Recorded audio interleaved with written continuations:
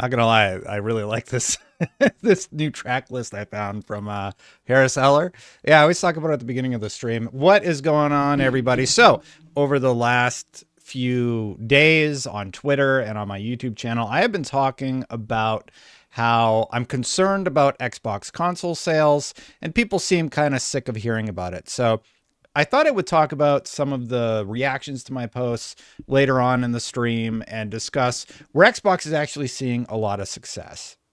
Now, there has just been a ton of straw men. There's people right now in chat saying things I never said. They're talking about PlayStation and like laughing about how PlayStation should get out of the console business because their console sales are down year over year, as are Nintendo's. But like, I feel like I've talked about this until I'm blue in the face. We're going to bring it up again. And I think I might have a little bit of a special segment with a popular Xbox show. They've invited me on the show, and we'll see if we can get all that sorted out. But who knows if that's going to work. Oh, apparently it might work right now. Let's see what's going on here. But in the meantime, I hope everybody is doing well. I hope you're having a good time. And thank you for joining the live stream. Let me get this other thing set up here really quick. That looks good. That looks good. It's good. All right. And test. Boom. All right. I'm going to do this live, and we're doing a co-stream with the Iron Lords podcast. Let me join. I'm going to be quiet for a second as we get set up. I can see that. Yes, hold on. I see some royalty has pulled up into the realm. Get him out of here. Get him out. He doesn't need to be here. All right. He's a fraud, a fake, and a phony. All right. What are the ops doing in this? What are the ops doing in here? Is that get the ops out of here? All right. Destin Legary has his own. Yeah. Hi, everybody. Can you hear me? Yes, I can hear you quite fine, sir. Good to see you. Good to hear from. Good to see you. Working on the camera issues. I was streaming, so now they're fighting with each other. But they fight. Yeah, they want to. You have to use a virtual to use them both. No, I got it. I'm good. No doubt. He's got that man's professional. Neither that or you re-put another one. Oh, there you go. You try the old ONOFF trick. Today must be my birthday. Yeah, we got Alex. You got all your favorites. These are my both favorites. Of your favorites. Both of your favorites are here. So let's shout out to the legendary Des Legary. Talking about WB. What's been going on. Obviously, I think you had a video as well as what's going on. But I just want to talk about recently. As far as them looking to sell their stakes off, and obviously the IPs they have, and then potential Xbox interest. Yeah, well, as you know, in the FTC documents, there was a very clear interest from Xbox about acquiring Warner Brothers. They were on the list, as was Bungie, who they said had a high burn rate, and everybody else. So I do think that it would be very smart for Microsoft to look at taking that minority stake in WB, because the franchises that they have control of are massive. And also, don't forget, with Shadow of Mordor, they also own the rights to the Nemesis system. They patented that and locked it away. Love that. Yes. Yeah, from other games utilizing it. And I would love to see the company actually get rid of the IPs that they're not doing anything with and let other people utilize them. Obviously, Mortal Kombat would probably come at a high price point, but beyond that, yeah, who knows? Yeah, that's sort of my take on it. No, I get you. Valuable IP. Obviously NetherRealm. I forgot about the Nemesis system. I'm glad you brought that up, because that was very innovative for its time. It was a Shadow War system. Yeah, I still think it's innovative. Yeah, and the sad part is, like, the government's allowed them to copyright an engine, like a concept. Yeah, that was big, man. Look, you guys are on point. I'm in agreement with mostly everything everybody said. It definitely seems like they want to sell. I do think Suicide Squad did tremendous damage to them, and right now they still have some valuable IP with Mortal Kombat, Hogwarts Legacy.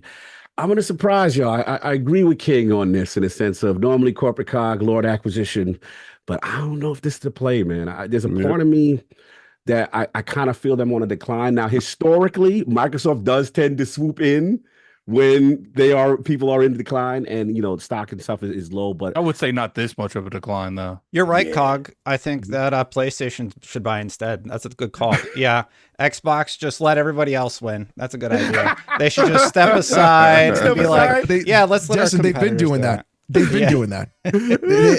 Nothing's changed. Yeah, Listen, I voted for you. Stop it. Yeah. Look, the DC IP is valuable. I remember when we saw the FTC leaks, one of the big points of contention for them was, getting the DC properties. And I get that. But I guess the way I look at them is this. Look, Mortal Kombat NetherRealm, obviously, yes, it'll be a boon to Game Pass, no doubt.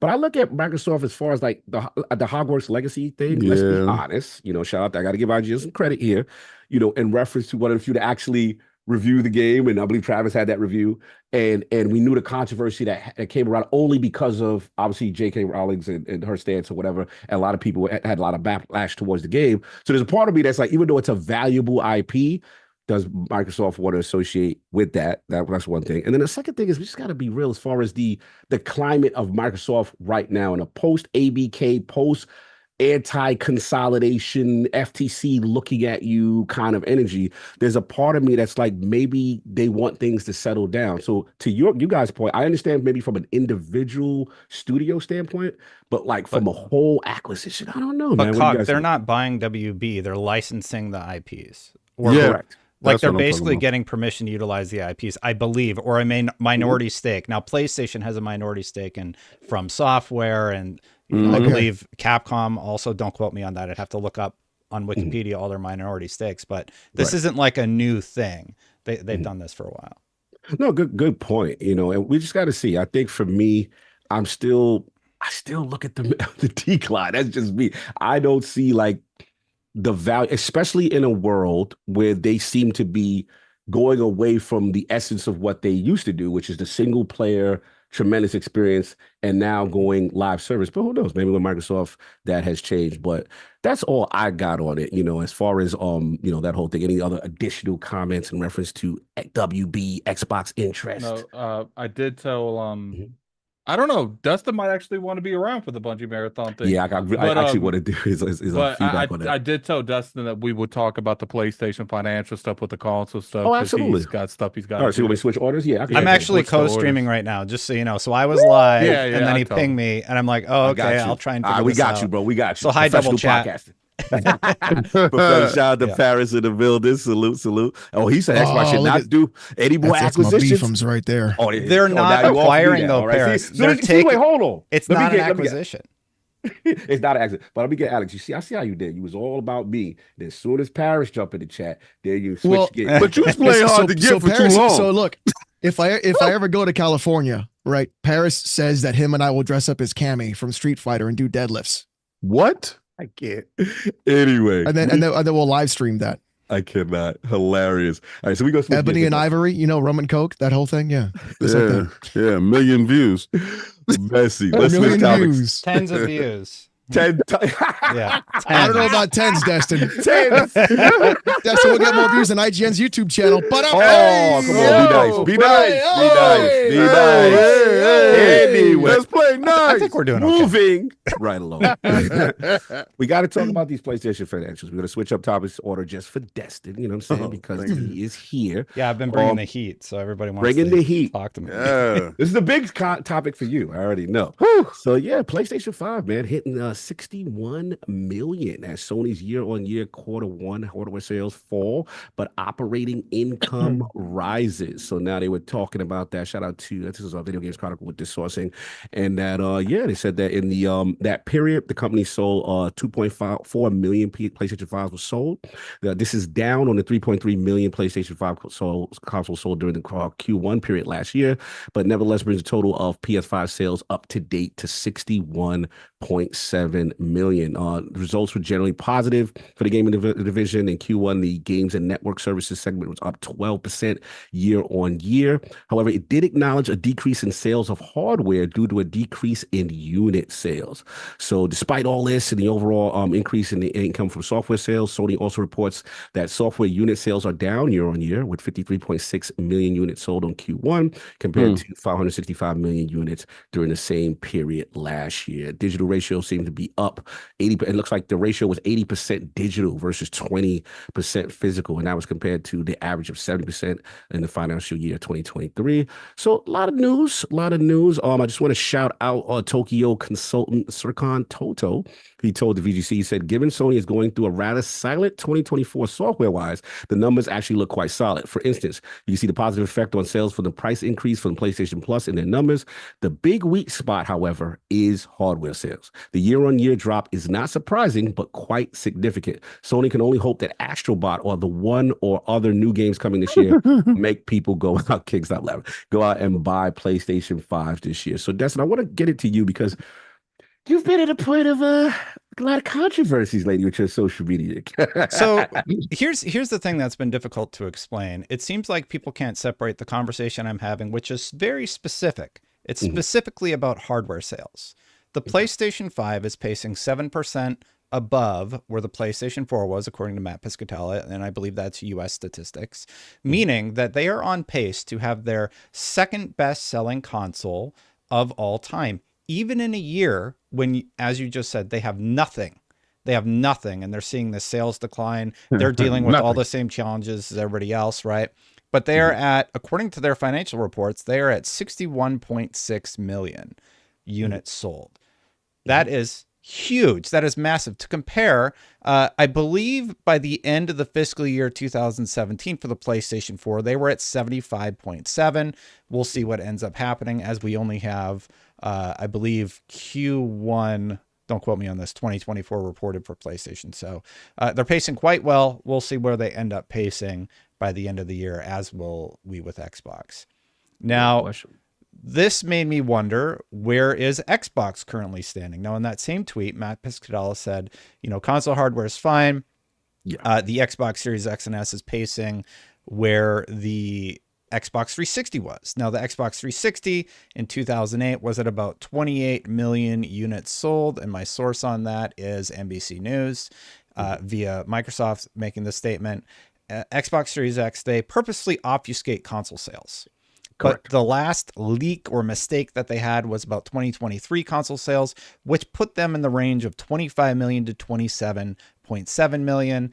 And at the same time, the Xbox One, I'm estimating here, was at about 26.5, 27 million, about the same. The following year in 2017, they were at 35 million.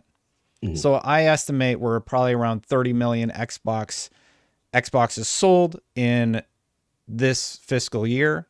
And I'm wondering, do we really think they're going to sell 5 million more units to pace with the Xbox One, or to pace with the 360? Right. What, 9-10 million more units? Because in 2009, they were at 39.2 million. And I'm sorry to get into the numbers here, but my question is, let's say they see a reduction in sales from the 360 to the Xbox One, and then from the Xbox One to the Xbox Series X and S era, they also see a continued reduction in sales. And then when Gen 10 comes, which is rumored to be a really cool handheld, powerful console combo, if they again fail to see growth, do the money hats at Microsoft continue investing in the console? This isn't about monthly active users. This isn't about the overall strategy with Game Pass. This is specifically about hardware. I do not want them to get out of the hardware business, because it creates basically 1-2 console life for everybody on planet Earth, with the PlayStation whatever and the Nintendo whatever.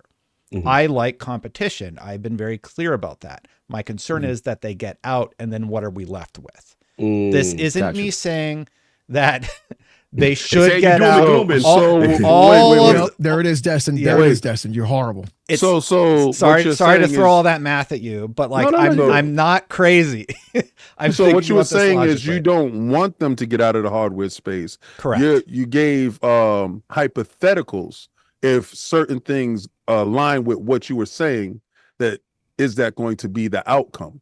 Yes, because I don't think Phil Spencer wants to get out of hardware. I don't think he wanted to shut down Tango Gameworks. I don't think he wanted to lay off the thousands of people that they laid off at the beginning of the year. Do you think anybody wanted that to happen? No, but what's the reality of the situation? It happened. It's unfortunate. And a lot of people have hypothesized that it's Microsoft gaming now, not Xbox gaming. So how much leeway will Microsoft Gaming continue to give the Xbox branch and the console hardware? That's concerning to me, and that's the only that's basically all I'm trying to bring up about the topic. Monthly active users 500 million, like that's insane. Game Pass is doing well. Game Pass has more subscribers than they've sold consoles, so obviously that's seeing positive growth. And like there's a lot of positive things going on, and I'm going to talk about that on my stream here in a little bit. But the topic of hardware was where I was at with PlayStation and how they're doing, second best selling console ever, and Xbox pacing to have the second worst selling console ever. That's the 360 was the worst console that Xbox sold. No, or was it the best generation? He's saying this right above the right below the Xbox One. So the Xbox 360, the last figure I saw was 85 million. Some people said it might have been a little bit higher than that. Right. And then the Xbox One capped out because of that ID at Xbox leak from Brazil. Right. Capped out around 58 million. And it seems like we all like the Xbox Series X. Everybody agrees the components in there are good, but it's pacing below where the Xbox One was pacing. Right. And I got a follow-up question to you in reference because you're making some fantastic points. I think the questions I have is one, obviously you mentioned Matt Piscatella's tweet in reference to the console market being doomed. And Matt, sorry, to clarify, Matt actually says the console market's fine and people shouldn't be worried about it. Yeah, right, correct. Yeah. So one reference point he mentioned was college football 25, right? And the fact that, he expects to see a huge boost on the platform, the consoles, and reference that because we do know next gen only, right? Sorry, Alex, not PC on this one, but that's fine. I'll let you peasants speak. It's fine. So I mean, at this point, it's like it's not next gen only; it's current gen. Like we years into the development. You know what I meant to say. You know what I mean? Yeah. Thank you for that. And it's like so current gen only, and then also another reference point that is being utilized a lot is the fact that. The new Grand Theft Auto, which was supposed to come out this year, obviously got delayed, which then hurts console sales and people then adopting. Because one thing we do have to realize with this particular generation, it's very interesting. I call it the Sinister Six, right? There's these like 5 to 6 games that are either free to play and you can play them still on last gen hardware. So it seems like the adoption rate for people to move from PlayStation 4 to PlayStation 5, from the Xbox One to, the series consoles is still a little stagnated by these until there's that hard cutoff where you say, okay, you have to get that. So I guess my question to you, Destin, is with a college football 25, with a GTA 6, do you think these type of titles could boost, Xbox sales specifically? Or do you still think, are you still concerned that, hey, they are still lagging so far behind that you don't see them, beating the Xbox One? I do think that some of the games might bolster console sales, but does anybody in chat or does anybody in this group think that they're going to move 5 to 9 million units through December of this year? It's August. It is August 11th today. So the question is, are we going to see explosive growth in the way that the 360 grew, or like, is it going to taper off from this point? Because we're already looking forward to the most powerful console they've ever made. Cerebon's already teasing that they're going to make new hardware. So like we're at the end of the console life cycle. Sales are going to decline. There's no price cuts because of the world economic situation. Meanwhile, PlayStation with nothing has sold 61.6 million units basically through, I don't know. I wish I had it on my docket, but that's their Q1 for 2024. So they still have several months of reporting to come in for their financials. We don't know where Xbox is until the next person screws up and gives us some inkling of where they're at with their consoles. Right. Yeah. And then the final question I have for you before we open it up is in reference to, one point of contention. I know I've had this conversation with Attic. I had this conversation with a lot of people where, obviously people feel that Xbox is not valuing the consoles. Like they're utilizing verbiage like, no console required or, and things of that nature, which some people feel, hey, you're doing self-inflicting damage to a console. But at the same time, they're really about, hey, play anywhere, PC, mobile, cloud, and we don't care where you play kind of thing.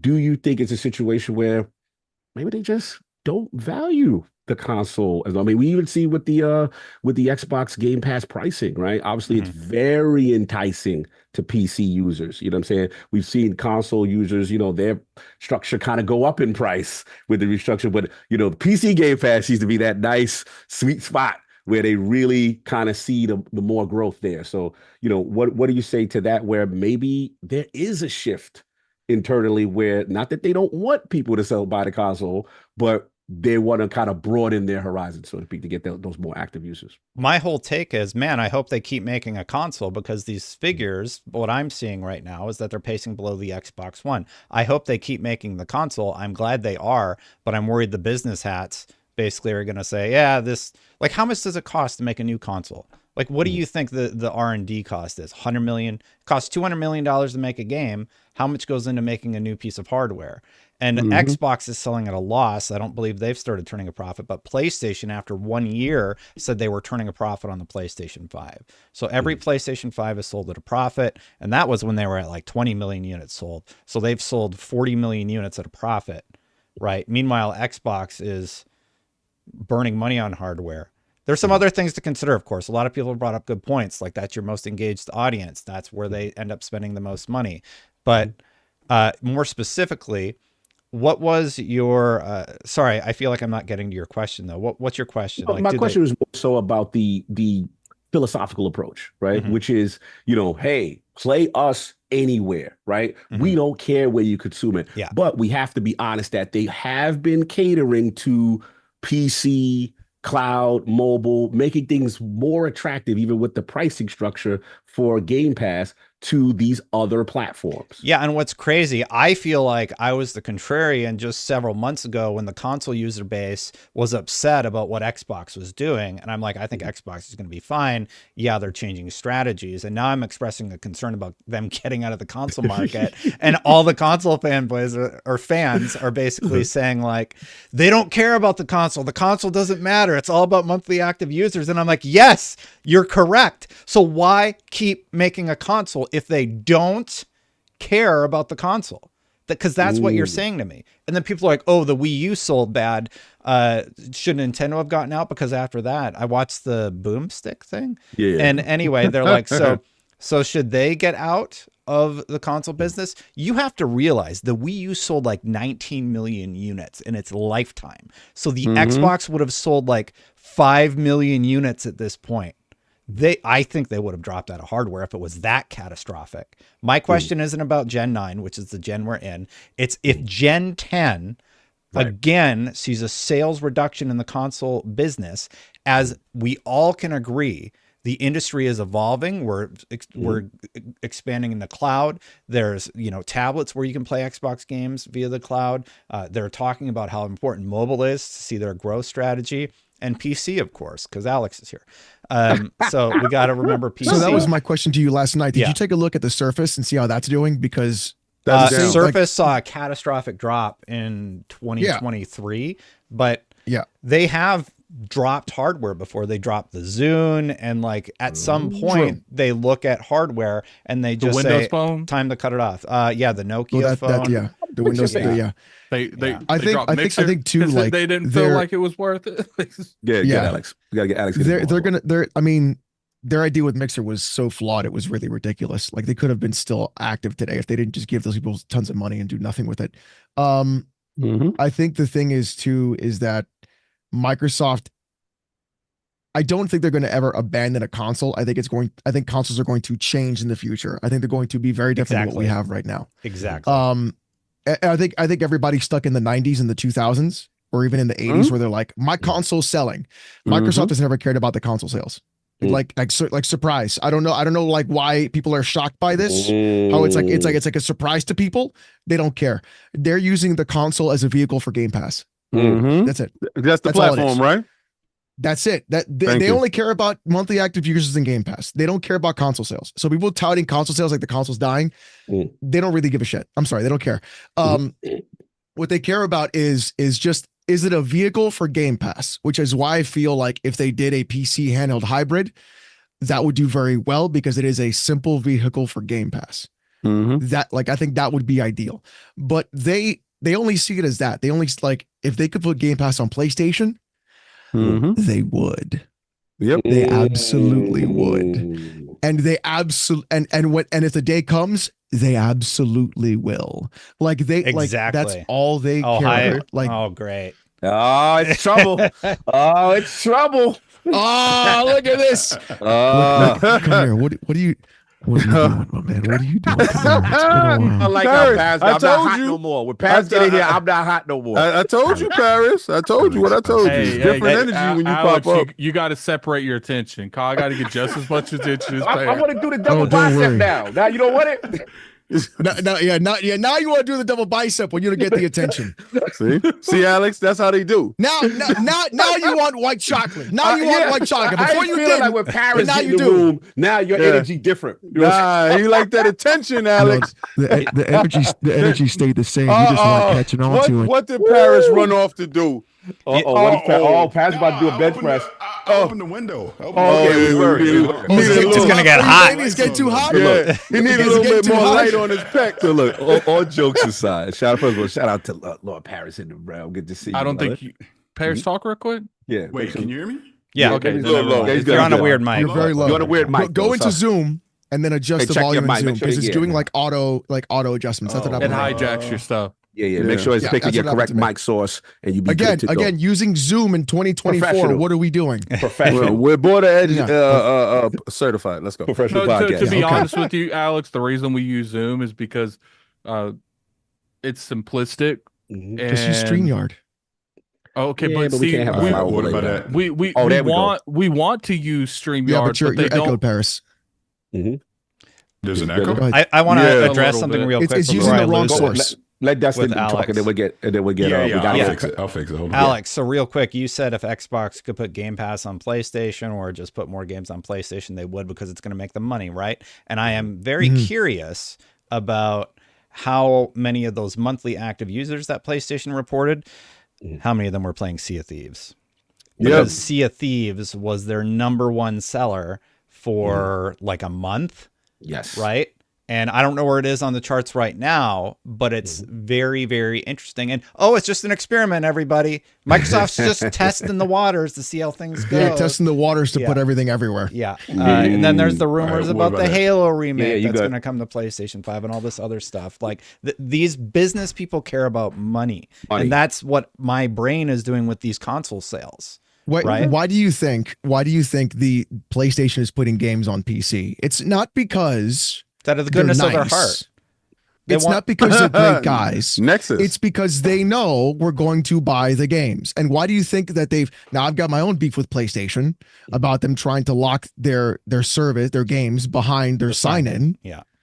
Right. And then restricting 180 countries from doing that. And people are like, why don't you just give him your email, bro? It's fine. That's not the argument. Number one, I don't want to give you my email. I already bought the game on Steam. You don't need my information, my boy. That's number one. Number two, they're restricting 180 other people. Yeah. Look, I don't know how you guys think about things, but me, a little bit rogue. The thing is this: if you're telling me you're not going to sell me the game, then I'm going to steal it. I don't think I have to be any more clear than that. What you do on your personal time is your business. But This is not an IOP endorsed This statement. is By the the way, thoughts of that's Alex. my thoughts are my Those own. reviews are his own. His thoughts are his own. But I do. That was actually funny. But I do want to get in Lord Paris real quick. Obviously, you and Lord Destin and Lord Ryan McCaffrey went viral. With console sale talk. So the perfect second person as well to get in here with Alex in reference to what's been going on. So Lord Paris, what's your thoughts obviously on the PlayStation financials? And then do you have any extra context for the comments that may have been clipped from you and Destin this recent Unlocked episode? Well, first of all, thank you for having me on here and bringing me up. Secondly, it was so funny when I did that episode with Destin and Ryan. I was like, oh, they're gonna clip the stuff I said about Bungie because I was hot, right? I'm like that's gonna be the thing. And then when all of a sudden I'm seeing these clips come out about the Xbox hardware stuff. In the moment, I did not think this was that big of a deal because I'm thinking it's just what it is right now. Now, Destin and I don't 100% agree in that, but I think even what you just said now is where I kind of lean, that they're going to keep making hardware. They're not going to stop making hardware going into this next generation. Of course not. They've already confirmed they're making Gen 10. So we're not arguing about Gen 10. We're talking Gen 11. 2030 is Gen 11 for some year to give you an idea. Yeah. And that's where I think you and I align. It's not about this next console generation. It's about the potential one after. Does that even exist? We don't know. Everyone wants to safely assume, oh, there'll be a PlayStation 7 and whatever, but we'll be in the 2030s at that point. Who knows what the landscape of video games might look like? Yeah, we might not even get a PlayStation 6. I'm just saying. We might not. Phil Spencer, Satya Nadella will likely be retired around 2030 because they're going to be in their 60s. So like the leadership at Microsoft will be different. The leadership at Xbox will be different. Like, so we're not arguing about Gen 10. Just for some additional context. Sorry, and it really just comes down to this. You can take Nintendo as the example. The Wii U was a complete disaster for them, but they didn't give up on hardware. They created something that was unique, and now the Switch is just, it just exploded. And the irony is a lot of those games that were in the Wii U generation, they just quietly ported them right on over to the Switch and people started buying them again. I do think Xbox has a similar opportunity. We see the games that are coming. We see the acquisitions they've done. We see all these studios working on stuff. It may be a lot, which people want to take out of context. It may be a lost cause this current generation, which I was specifically talking about the quarter, not overall. Gotcha. But even like we said in Unlocked, I don't see them dragging this out to holiday 2028, deciding, okay, now we're going to put out new hardware. They're going to do it earlier. I know a lot of people have said 2026. It could be 2027, but you got something like a Gears of War E-Day that you could pair with new hardware. You could pair with a handheld. People are going to be excited about that. We obviously know Elder Scrolls and all this other stuff is coming down the pipeline as well. It may just simply be, all right, this generation, due to various reasons, and this is not a slight against the 30 plus million people that have an Xbox Series X, because I am one and I play on mine all the time. But it just may be that this console generation is never going to meet their projections. So why stay in it? And the one thing that we talked about, Destin, with Ryan, part of the reason is price. Manufacturing costs have not dropped, so you don't have a $350 Xbox Series X right now. Good point. So you can't pair that with Indiana Jones this holiday and it's going to fly off shelves. It's still $500. And even the digital one that came out costs too much right now. You know what I mean? So that factors into it. I get people in the chat and people that want to cook me online. We're the hardcore people, but the casual people, this is typically the point in the generation where you're seeing a big price drop and more people start jumping in. And it's a tough year for everyone this year too. Yeah. So this holiday season, I think we see softer sales across the board. Yeah. Just to bolster your point. Sorry, Paris. Only if they have software to sell, but go ahead. No, but one other point I want to make, again, since our conversation was taken out of context and clipped all over the damn internet. Clip, boy. Wow. Oh my God, that was ridiculous. And y'all know who you are. And some of y'all in here too. But the point I made about 2022, that matters. They had an entire calendar year where they did not have a major first-party release, and Pentiment does not count. Hey, be nice to Obsidian. That's the BlackRock. I like them. And I love Pentiment, but you're not buying an Xbox to buy Pentiment. Which True that. They had grounded in Pentiment. Yeah. And if you even go back to the last quarter, which is what we were talking about, the 42% drop, Hellblade 2 was the only thing they had in the last quarter. Yeah. You were not buying an Xbox to play Hellblade 2, despite what you may or may not think about the game. And that's the whole point. Their reputation the past 18 to 24 months hasn't been the greatest from their own internal studios. Redfall is what it is. Starfield, your mileage is going to vary. Hellblade 2, your mileage is going to vary. They don't have the big smash breakout hit in the last 18 to 24 months, which again, coupled with the price, means you're not going to see a huge sales. Let me ask this. This is for all three of the guests, and then I'll open it up to the Lords. I did want to ask about the impact of the ABK transition and how the integration now with Call of Duty, as well as being into the service, and obviously Black Ops 6 and stuff like that. How do you think that impacts them? Do you think it's still a status quo where it's like, yeah, you'll improve Game Pass, but not necessarily improve console sales? Or do you think it will have any boost to console sales? And any three of you can answer, up to you. Well, I think Mike. Or you want to go ahead, Destin? no, go for it, Alex. I talked a lot. I think Microsoft's biggest problem this entire generation has been three things. One is their development pipeline, which is absolute garbage, which is why so many games skip Xbox that are backwards compatible from other generations like PS4 to PS5. People think it's the Capcom whatever MT framework thing that they were stuff. talking about. When I looked on Xbox's website, apparently it turns out you have to make a version for the Xbox One X or one of those consoles. I forgot which one, to then make it backwards compatible in order to actually, like, you have to make a version to be backwards compatible. You can't just do an Xbox One version to then automatically boost up. It's the same way that they do their emulation for the 360 and Xbox OG. They use an emulator for each individual game. And then the Xbox 360 was actually able to emulate OG Xbox games. So they emulate OG Xbox with a 360 emulator inside an emulator. Like, their development pipeline is absolute garbage. And I don't know why. Their second problem is their messaging. They don't know how to message anything to a consumer or to an actual core gamer. That's the second thing. And the third thing, Only probably the most person they're important messaging thing, to is investors. yeah. And the third thing and the most important thing is they are horrible at marketing. They don't know how to market their product. They don't know how to market the Xbox. They don't know how to market the Series S. They don't know how they're not going to know how to say Call of Duty Black Ops 6 Game Pass, buy a console, or get the serve. They don't know how to say that. Off the record, They don't. You make a fantastic point. Well, Off think the about record, their I scrappy. have heard. I just want to interject this quickly. Sorry. I got you. Sorry, I heard off the record they literally can't do that part with Call of Duty. I actually heard that off the record. It's not even just I can that. add context to that, by the Oh, way. can you please do? Yeah. So, and I'm going to shamelessly plug, I did a preview on IGN for Call of Duty Black Ops 6 Zombies. You should go check it out. It was very good. By the way. The best Thank you, preview on the Dustin. internet. Yes, it was. It was. There you go. But while I was at With that Treyarch, voice, I saw the comments. no, but while I was at Treyarch, and again, these were off the record conversations. Yes.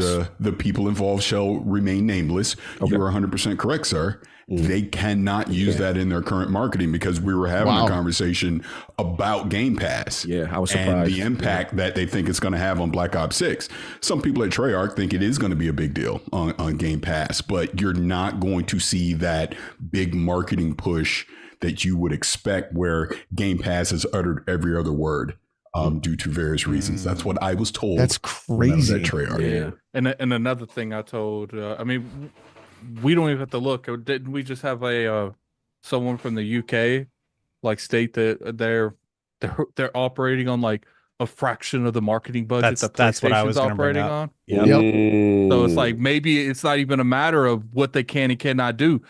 Maybe some of the marketing it just isn't there. Like the budget's marketing not is there. both. Marketing isn't there on what you said there. You're correct. No, But- I'm not saying that you're wrong. I'm saying that in terms of the rest of the marketing that's not Call of Duty, it's hard to market something when there's no money to market. They spent it all on that full page ad about the Activision merger, like how they should be allowed to do it. And now they don't have any money left over to advertise that Call of Duty is on Game Pass. Like, Not like this. yeah. It's just insanity to me. No, yeah, Like, that's what, yeah. yeah. Oh, But they oh, can't- we they have can't. Hellblade marketing. Look at the screenshot we put up the other day. Look at this I'm like, one what? I will say it is funny that they consider themselves the marketing person that did make the comment said that we have to be scrappy.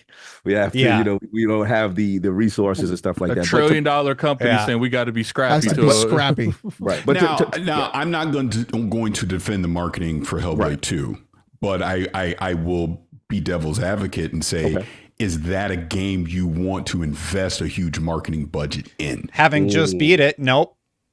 I understand why, because it's a contentious, like, it's not one of those games that are going to move consoles. It's not one of those games that are going to be a huge system seller. It's an art piece, right? And that's they clearly knew that, and that's why they didn't invest in marketing. And Cog and I talked about this a few days ago. I also think that it is a weaker entry in the Hellblade series. The second one is just, from a storytelling perspective and combat perspective, I believe it is not as good as the first one. I'm with Maddie, almost 100% on Maddie's take on Hellblade 2. And we it are bums me like out. When I did my PC port review for that game, I fell asleep. The slander is ridiculous. The slander is crazy. Hold The slander LB is press ridiculous. forward. I mean, like, I that's literally was 90% holding of the W the game. entire time, and I was like this. Yeah. I mean, it's only the most technically advanced game of the generation, but it's Technically not for advanced. Make no mistake, yes. Nobody's It's not for business. everyone. It's not for I like everyone. the boss fight stuff. Sorry, I could go on a tangent about Hellblade, but like, here's the thing when it comes to Hellblade. I didn't mind for what it was.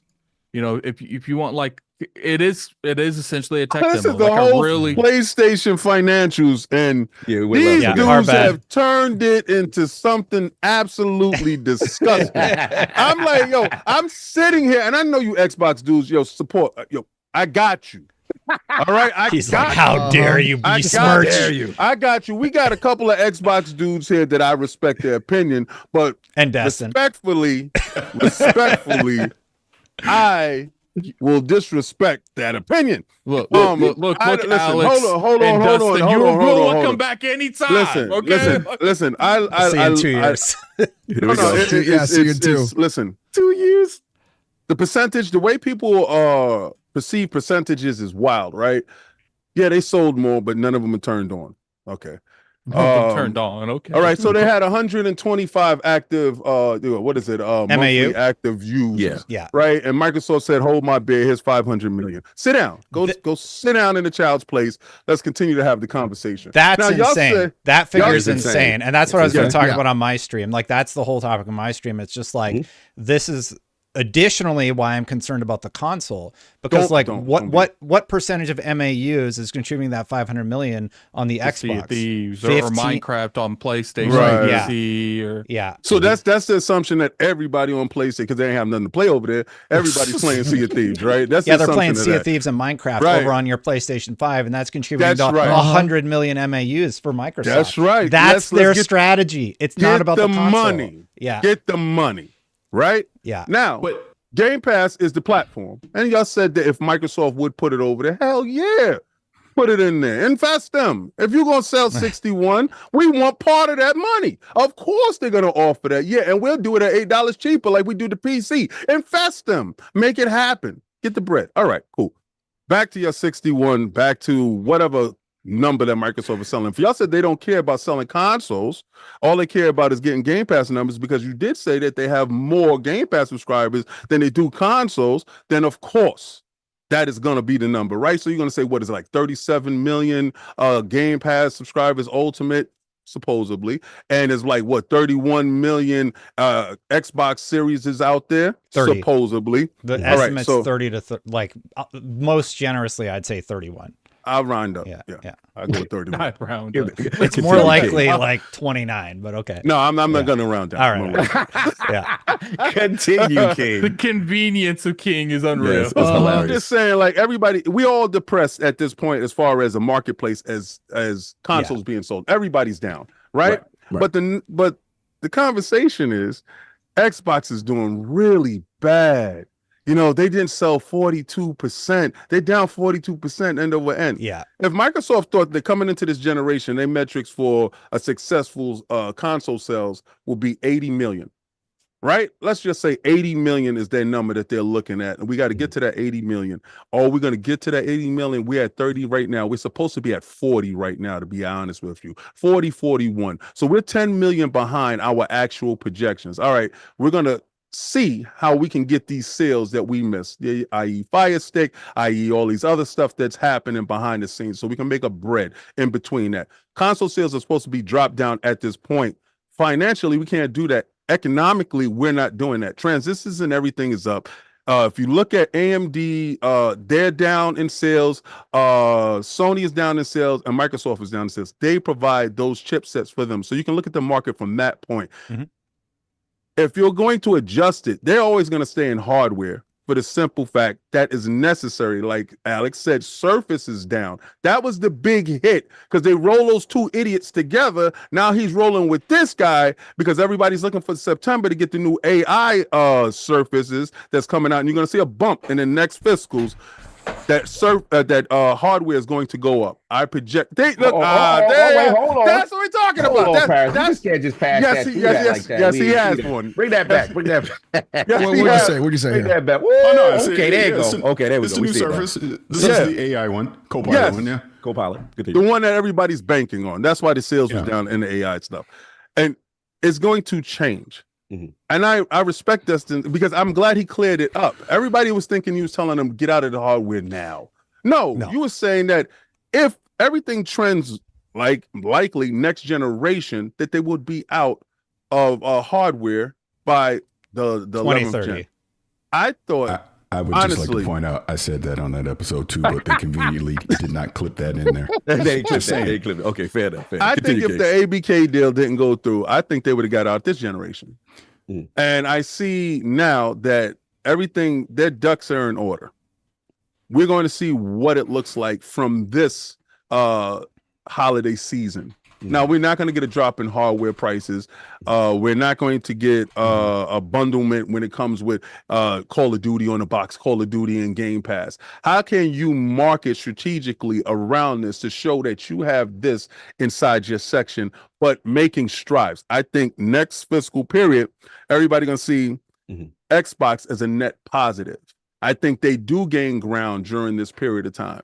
I don't feel it as doom and gloom. I don't feel that they should get out of hardware. I don't feel it just because Microsoft is percentage-wise lower, but they had a lower ceiling to sell, that so the percentage will be higher. If PlayStation is going to sell 5 million and they only sell 3 million, of course their percentage will be lower. If Xbox was supposed to sell 2 million and they only sold 1 million, their percentage will be higher. But you're looking at percentages trying to figure out who's doing worse. I think they probably did about the same because the projections on both were about what they were supposed to do, and they're both down from that. So it's not Xbox is doing worse or PlayStation is doing better. They're doing pretty much the same. They're both behind projections. And I was just clearing up the fact that those financials don't look good, especially if you got to roll in music to go with your service to change perceptions on you having upwards in services. You're not. Your services are down.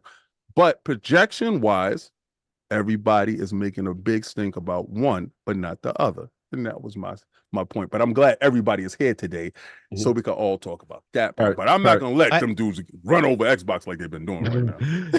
That's the impact.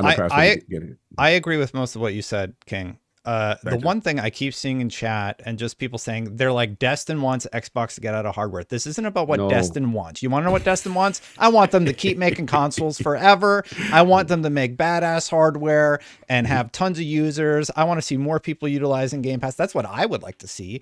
But we live in a reality where the people who control the money will stop investing in stuff if it's not seeing growth. Line not going up for a third year in a row is bad. And that's what my concern is. My concern is Microsoft is going to look at that and say, do we really need the box? Or could we just put Game Pass on PlayStation? Could we just release all of our games on PlayStation and Nintendo and take our 500 million MAU and bump it up and stop investing $200 million in R&D, etc. And the nuance of the conversation, I think, is completely lost. Like you see Dreamcast guy talking about how Xbox is doomed. Xbox isn't doomed, but what's their strategy going to look like in 2030? Will the console still be part of that strategy? And it's really frustrating to see like people not understand the nuance of the conversation. The nuance. Yeah. No, I get it. I'm going to defend Destin here even more than he already has himself, because I was on that same episode and a part of the conversation. And I think the one key thing that people keep leaving out of what you said on the episode, looking at it from a business standpoint. In other words, to what you just said, what is Amy Hood going to say? Let's just keep it simple. Amy Hood going to look at this and go, well, we keep losing money. Maybe we don't need to be doing this hardware. And that potentially could be after this generation, once we get into the 2030s, what happens. I'll just say this. I think they will continue to make a form of console hardware moving forward, because I do think, and I've said this all year, they want to keep a hand on the wheel. They do not want to just rely on Nintendo and PlayStation to deliver home consoles. They want to have a hand on the wheel so they can still push where the quote unquote technical leap is going to happen, where innovation is going to happen with the home console. Now, if they completely get out of the console, the hardware console business, then they're Sega at that point. But And look, and again, I'm just going to be all self, talking about myself right now. When we had Phil on XCast last year, he said it then. He was like, I can see it. He can see where they're headed. We just saw this in the showcase. We see what the next 24 months of content is going to look like for them. It's pretty good. We see all the acquisitions they've done. And again, this goes back to leadership and management. If their leadership and management can properly steer these studios in the right direction and put out consistent quality content, cadence, yeah, that's going to take care of itself. Right. It just is. If you make great games, people are going to want to play them. Not everybody's going to want to stream on the cloud. Not everybody's going to want to buy a PC. That's where I was going to go. That's what literally you stealing all the points, brother. I was literally going to say wait. Xbox doesn't care where you play. And Doom's coming out on PlayStation also. So if they don't care where you play, they're happy that you're playing on PlayStation. They're making money there, but that's not going to help their console issue. Right, but you still need a console as an endpoint, regardless to what. You still need it. That's an entry point for Game Pass. Again, I'll let you finish. Yeah. Go ahead. No, go. Like we're basically saying the same thing. The thing is, like, they want a vehicle for Game Pass. There's going to be a market for people that just don't want cloud. They don't play on PC, and they're going to have a console. Like, there's going to be that market. Is it going to continually grow exponentially like everybody else is? Probably not. But they're going, like, people saying like, oh, they got to get out of hardware. That is so incredibly short-sighted that people don't really understand the fact that they just need another vehicle for somebody to get into that service. It's an endpoint. That's literally the same thing. Yeah, it is. If they, like I said, if they do the handheld, if they solve the problems that the Asus ROG Ally has, that the Steam Deck has, if they solve those problems as a handheld device, and they allow third-party applications like Steam and Epic and everybody else to be on there, that is listen. Every PC gamer will probably buy one. Because that is like everything all together, and that's your entire library and that. And then if they're like, oh, and then if they even finagle it, you got your PlayStation games on your Xbox handheld because they're on PC. Right. That's the other potential, right? Their next thing comes out, the handheld most powerful console ever, and it's an astronomical success. Then they're fine. Like, they're gonna Nintendo gave them Nintendo gave the template with the Switch and Steam Deck. And Steam Deck. Yeah. I agree. I agree with all you guys. Fantastic point. Last thing, because I know we got off traffic. King is right. I do have to ask the panel, y'all, this quick in reference to PlayStation 5 and the actual console sales in their decline, right? So my question for you guys, obviously there's been no price drop, and then the rumors of a PlayStation 5 Pro, right? How do we think that affects them, and in addition to their, software and stuff that's going on? Can I answer that one so I can get in trouble? Yes, please. Yes, please. So this is a good clip. Let's go. I think, because they obviously had the 27% drop, for various reasons as well. But I think one big one is, and this does apply to Xbox too, we're in year 4 and you still have these major AAA games that typically would be only next gen. So I can still play them on my PlayStation 4. Why the hell am I buying a PlayStation 5? Not to mention the price has not dropped on the PlayStation 5. Correct. So I think that factors in. And interesting enough, and we'll see if this PS5 Pro really does come out this year, which people's trying to cook me about this beginning of the year. What the hell are you pricing it at? I do not want to spend. I don't want to spend $600 for a PS5 Pro. Why am I spending? Because what is the library of games that is truly taking advantage of this hardware? GTA 6. That's what I'm about to say. Actually, everybody is going to buy a console for GTA 6. You're going to see an increase in Xbox sales. And if the PlayStation 5 Pro is the best way to play, people will buy a PlayStation 5 Pro. I don't disagree on that, Destin. But and I'm glad you brought up GTA 6 because look, I'm Conspiracy Steve on this. I don't think there's any way in hell that game comes out in 2025. That's just me. Okay. That was the leak like a week or so ago. It's 2025, right?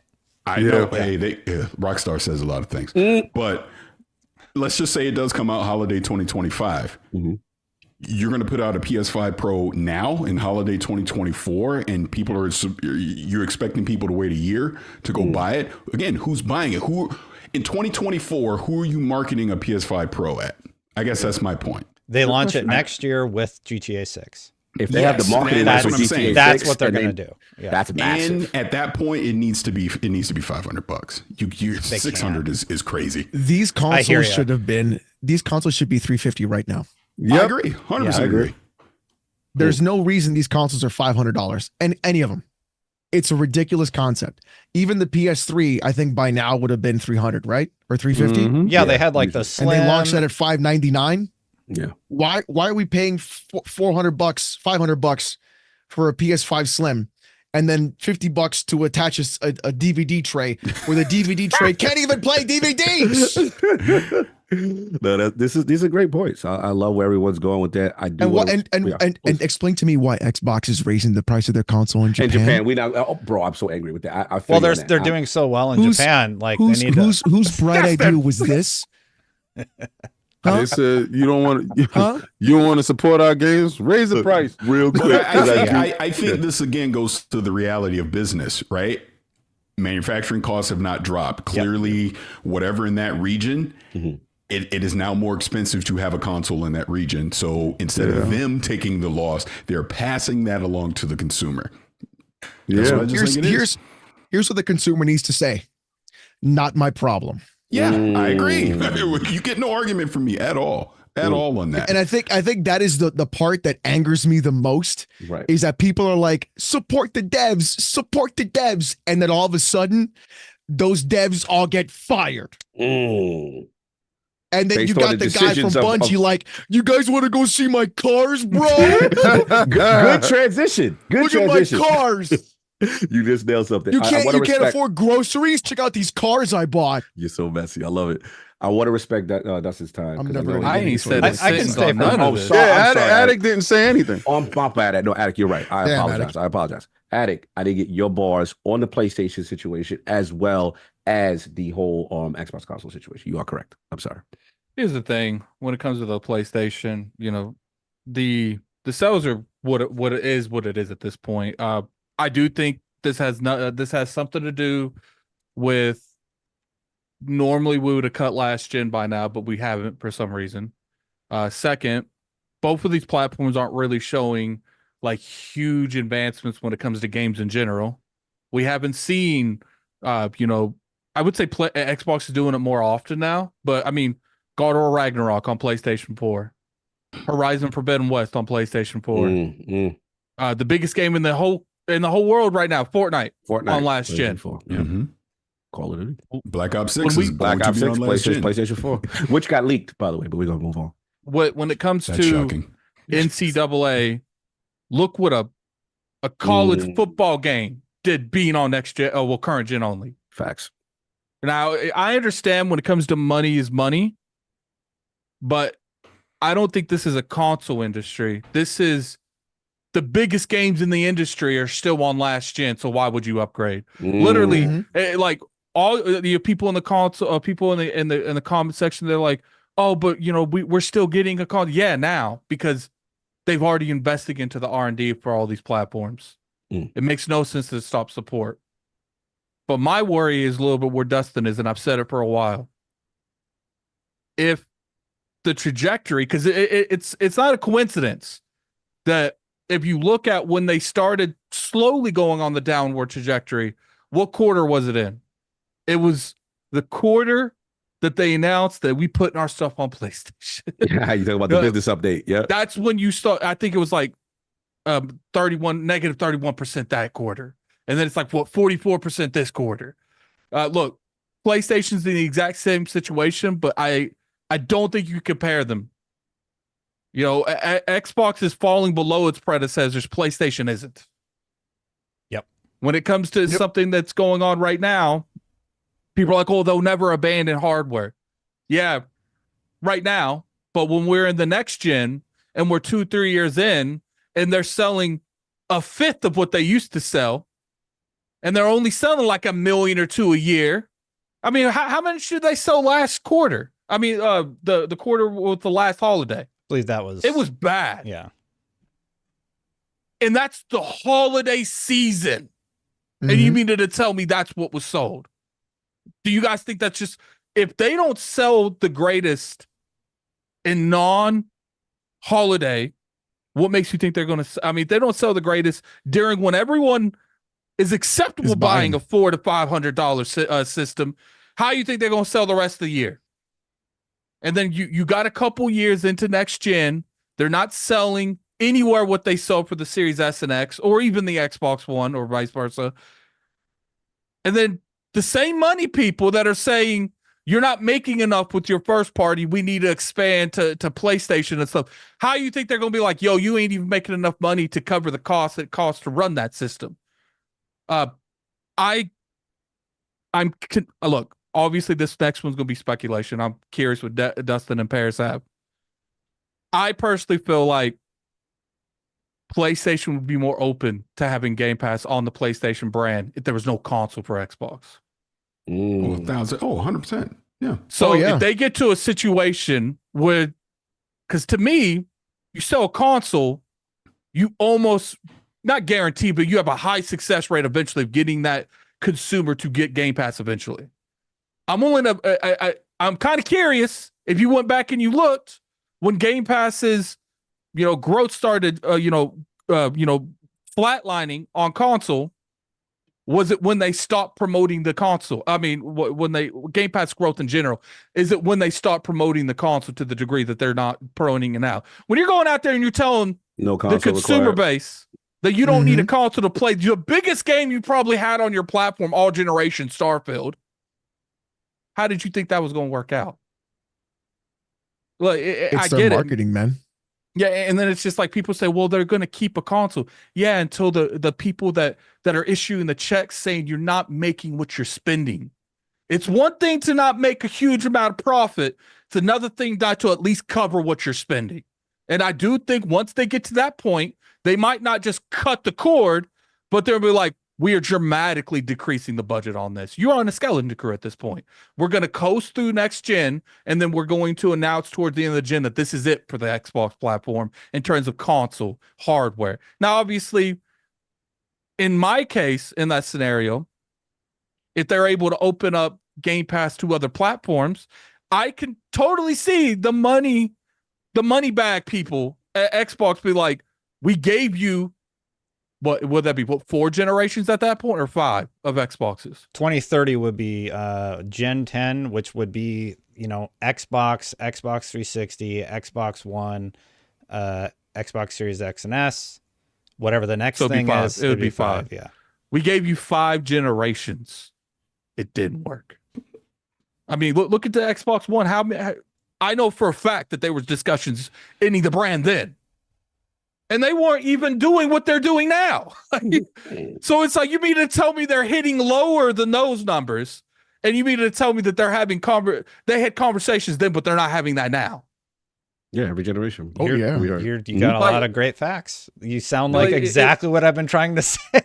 Well, no, I've been getting roasted alive for weeks over those comments. And I didn't even look at the chat. Man. I had to click away from the chat because I know they're going to trigger me. So I had to click away from the chat. So it's just like, look, and the funny thing, Dustin, that irritates me is you have people coming at me, people attacking my personal appearance, people just going to scrolls droves over there on my personal YouTube channel, saying this, saying that, and it's like, we want the same thing.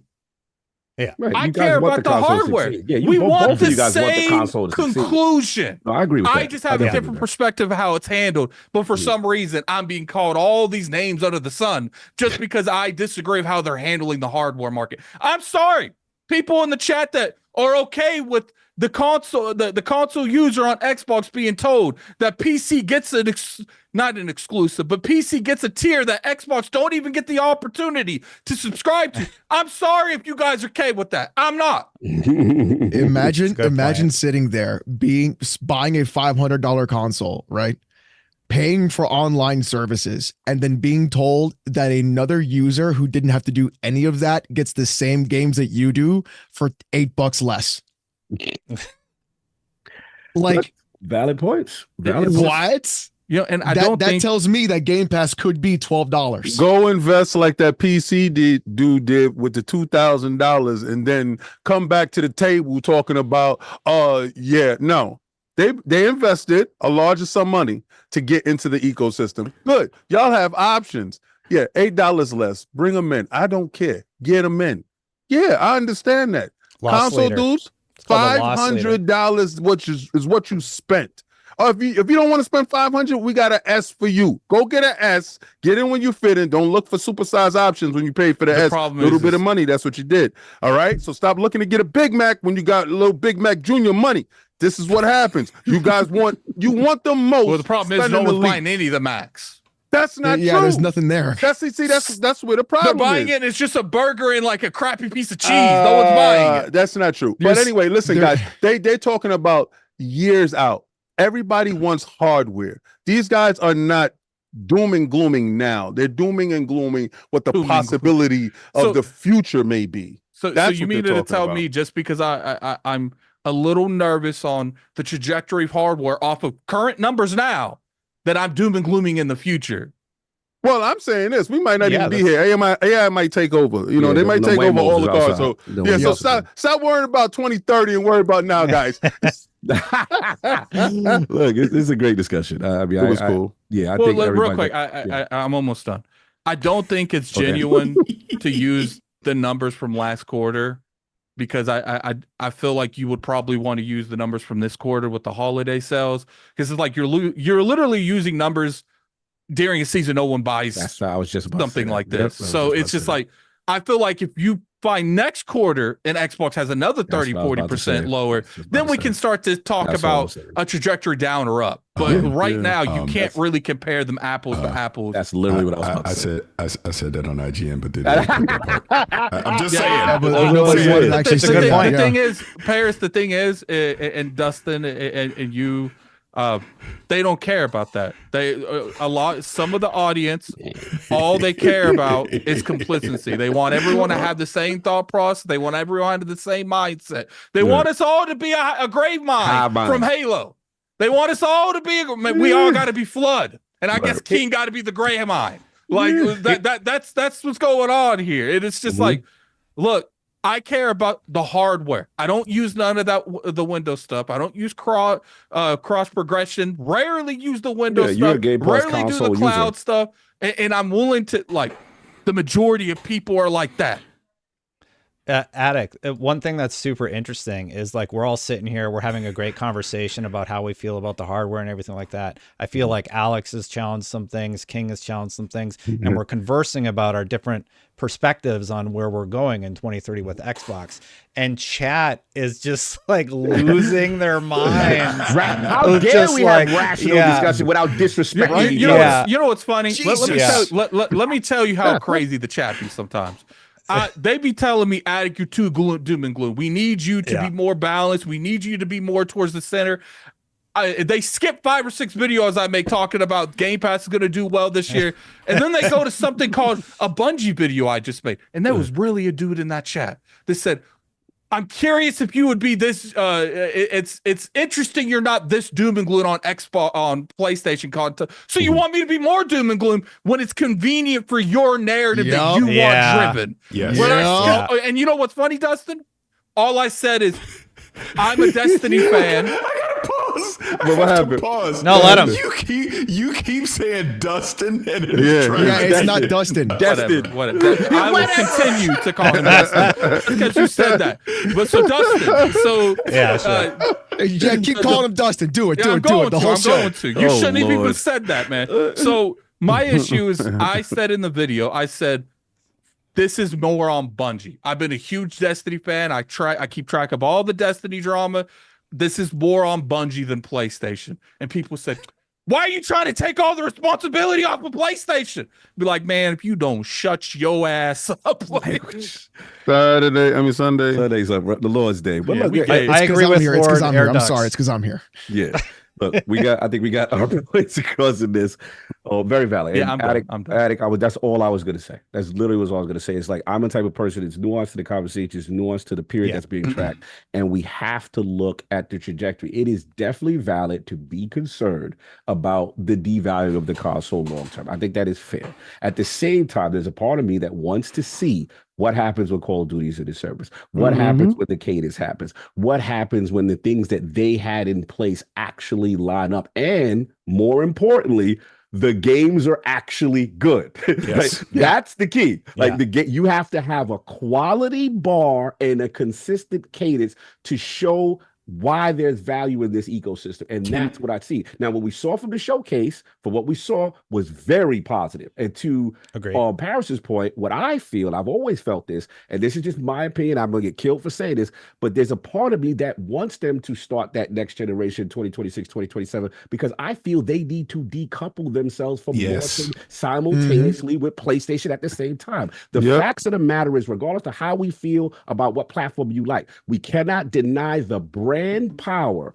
of PlayStation and Nintendo in terms of video games and to the casual. If you separate yourself and you have this awesome lineup that you now can have a Gears Emergence Day, you now can have Elder Scrolls 6, you now can have whatever the next lineup of these amazing titles that we are seeing in a launch line. Because let's be honest, the problem with the Series S and X consoles is not that it's not a good console, it's just been inconsistent. You have a launch year where you don't have Halo. You have Halo in the box, but no damn Halo Infinite, and it's late, right? And then Halo launch is totally empty. No support for Infinite either beyond like the multiplayer. That's a really good point. Correct. They dropped all the campaign. It's they didn't launch with co-op. It didn't launch with so many features missing. Wow. Then we have a 2021 with their publisher of the year, and they have the Halo, the Forzas, the Psychonauts, the Age of Empires, the Michael Flights. We're like, okay, here comes the cadence, and then to Paris's point, here comes 2022, right? Nothing. And all you have is Pentiment, all you have is Grounded, Starfield, and Redfall don't make the launch, right? So it's been this, and the sad part for them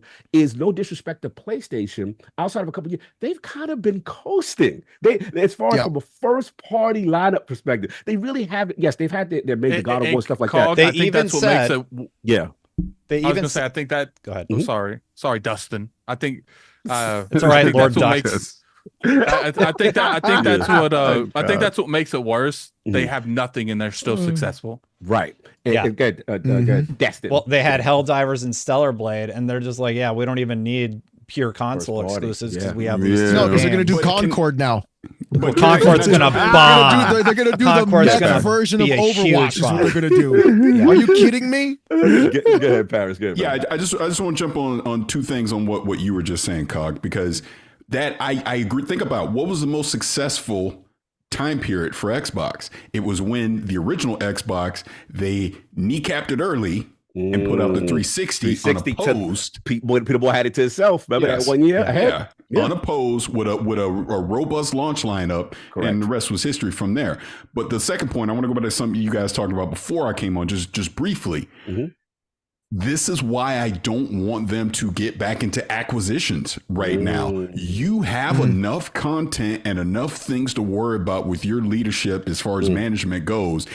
Get your internal studios right. Get on that cadence. Get these games out at quality and not tie your leadership up for the next 18 to 24 months with the FTC and the CMA and the EU. Focus on what you have. I mean, look, if Xbox can't put out a quality cadence of games with 30 plus studios between Xbox, Bethesda, and Activision, what the hell is adding Sega or Take-Two or anybody else going to do? They're not. Good point. But just, again, they're not buying WB. Like, let's say they're like buying the Batman license. Yeah. That would be great for them. Or like letting them use, like they need an answer to Spider-Man. And if they had Batman, the DC IP, that would crush. Yeah, I think so too. Everyone's cooking, y'all. Valid points. I do want to respect Destin's time. How are we doing? Because I wanted some bars from you from the Bungie topic if you have time, but I know you got streaming. What you got going on? I can stick with a marathon, and then I should probably. Okay, all right. So let's just go. This has been great. Thank you for having me. Oh, this has been awesome. No, this has been awesome. Let's transition right into that. Get out of here, Dustin. No. He said, Dustin, you bad. You bad as hell. We keep it. We keep it up a little bit. So look, this is the hot one, and I appreciate everyone hanging out.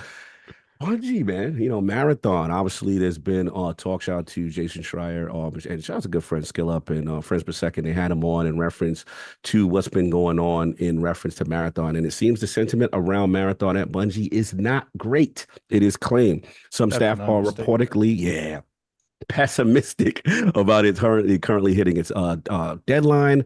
When asked specifically, he said, yeah, it's not great. He said the reason it was planned for this year and slipped the whole year, and people that he's talked to were a little pessimistic about it even hitting its current planned deadline. But he said, we'll see. I don't know exactly when that is. Sometimes in 2025. He's not sure. Then he also pointed out, obviously, the shakeup. Christopher Barrett, game director and executive producer, Carrie Guscos left the project. He also talked about. I think Barrett's no longer at Bungie, but don't quote me on that. I haven't looked into it, but I noticed that in December or something, and I was talking to some friends about it, and I'm like, I think Barrett's gone. So a lot of very senior people had already been leaving, like the lead on the Final Shape, which was fantastic. She was gone. She just announced she went to a new studio. The main PvP guy who was doing all the direct cams, he left. So like there were a lot of signs about not good stuff happening. I'm sorry to interject. No, I'm glad we get that exclusive IG report. Maybe it was some Rebecca Valentine in exclusive. Absolute. But no, all jokes aside, it's that. Then he said he was worried about Marathon being in a similar situation as far as Suicide Squad, how it's been in development for a while. It was started during the development when extraction shooters were super hot. He doesn't know if that's the case anymore, but they've committed so much money. And then they said because the project was still further along, opposed to all the other incubation projects that they're putting a lot into it, he's not sure if it's going to be successful. But he said, then again, I've been wrong before. Helldivers 2 came out. He wasn't, confident about that. And it came out. So look, let's get into it. Alex, this is your topic. I'll let you set it off, in reference to Bungie, Marathon, and some pessimism coming in. Let Destin go first. Okay. No doubt. Oh, I got it right. So there's a few things that Schreier didn't mention. Well, there was the leadership change. Christopher Barrett is no longer leading a Marathon. That's what we've heard through reporting. It's a new lead. I don't know who it is. And there was he was on Valorant. Yeah, and there was a story made that Marathon is no longer an extraction shooter, but a hero shooter. So that change conceptually was also made. So it is more similar to like a Concord now.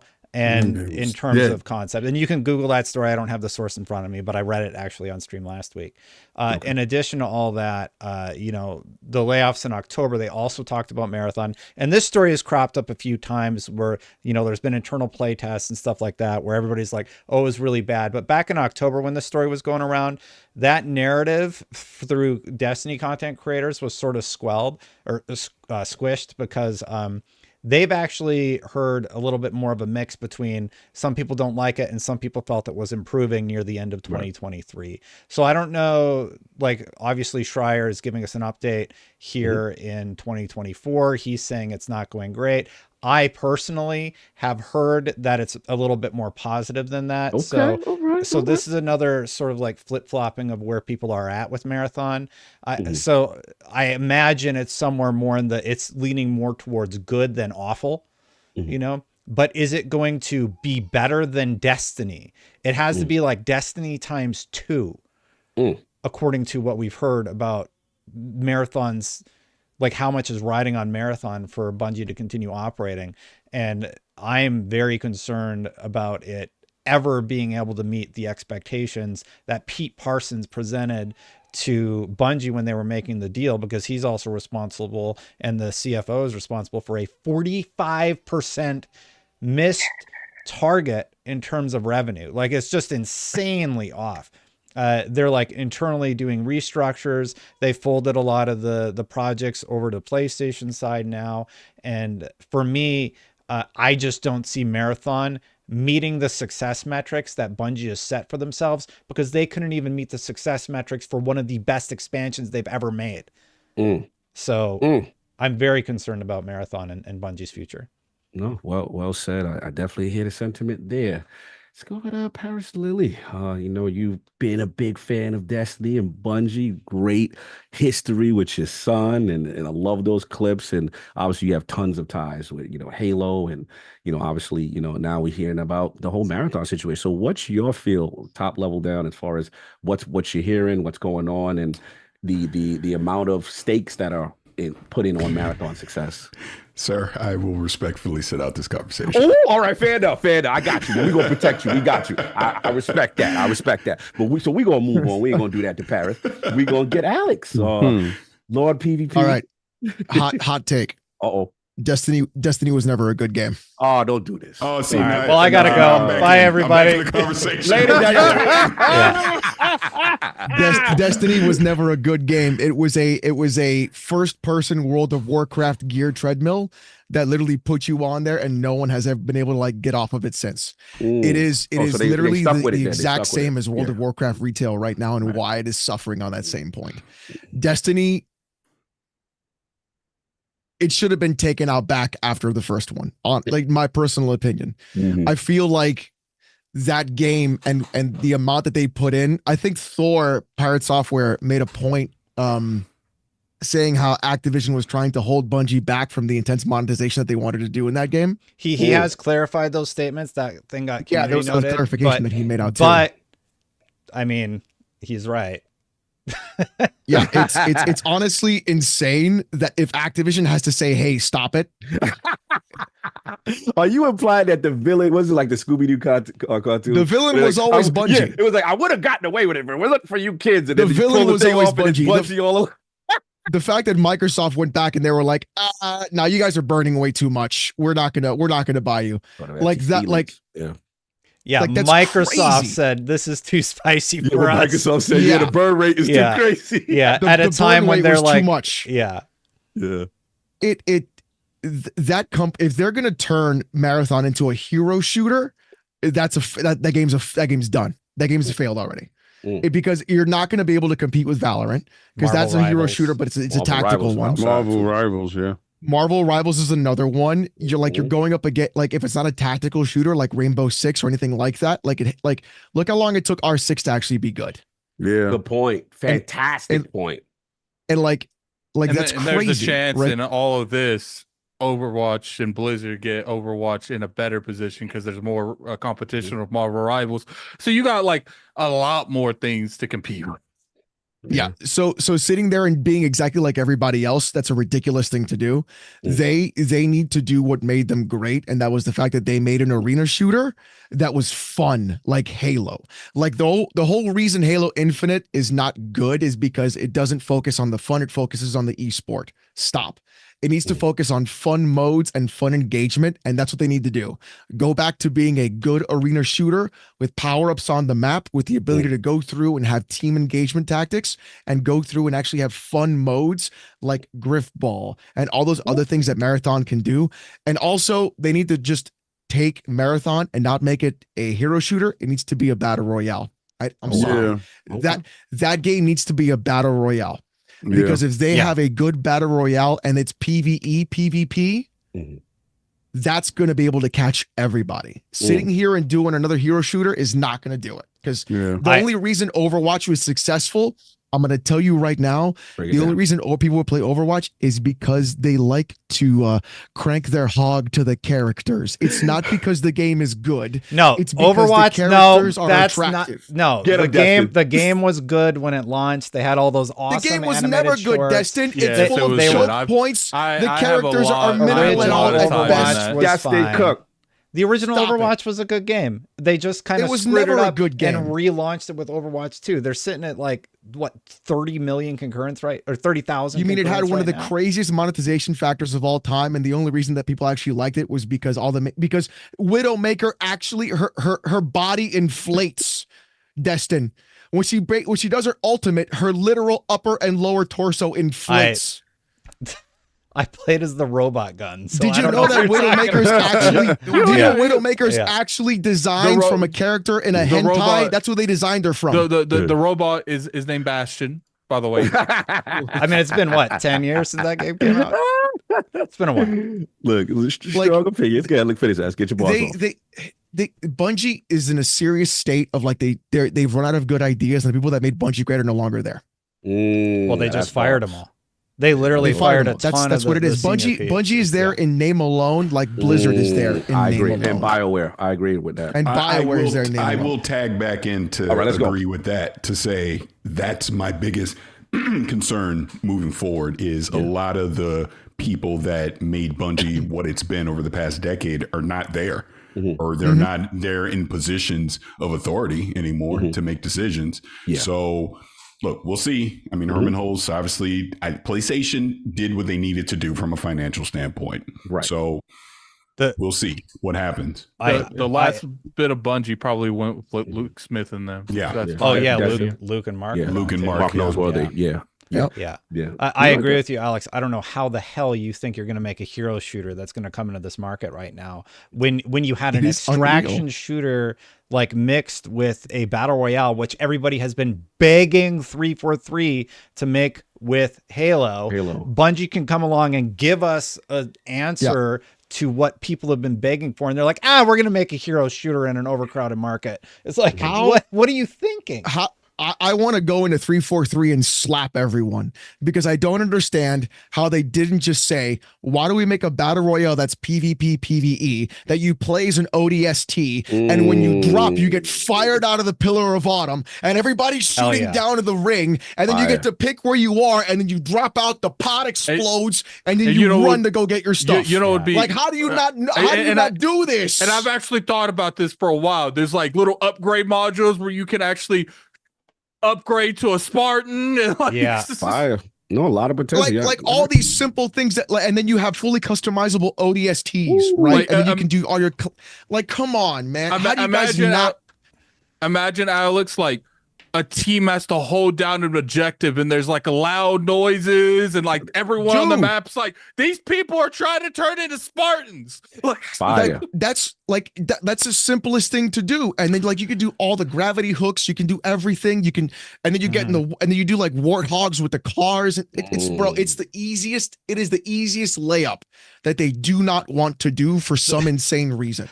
All we know about Marathon is that a bunch of people sat around on couches and talked about conceptually that they're making a game, and they didn't really describe anything of substance during that roundtable. And now they've rebooted it internally. It's just the Bungie magic's going to take over everybody. Don't worry. The It's going to be fine. Just like the BioWare magic, was going to save Anthem. Look, Valentine, I want to get King to get his bars off on Marathon. I didn't get hear what he got to say in reference to, the reporting and the pessimistic, and now what Destin is saying in reference to potential hero shooter. I think it's going to be an absolute flop. I don't think you grab lightning in a bottle more than, for them to grab Destiny after making Halo and to get lightning in a bottle there, then to parlay that over and to grab lightning in a bottle with Destiny for 10 years. For all the dysfunction that they did have, is a wonder that it made it to 10 years. And, bouncing from place to place, it just caught up to them. I think all the creatives that did leave, that would have given Marathon a chance to succeed, is gone.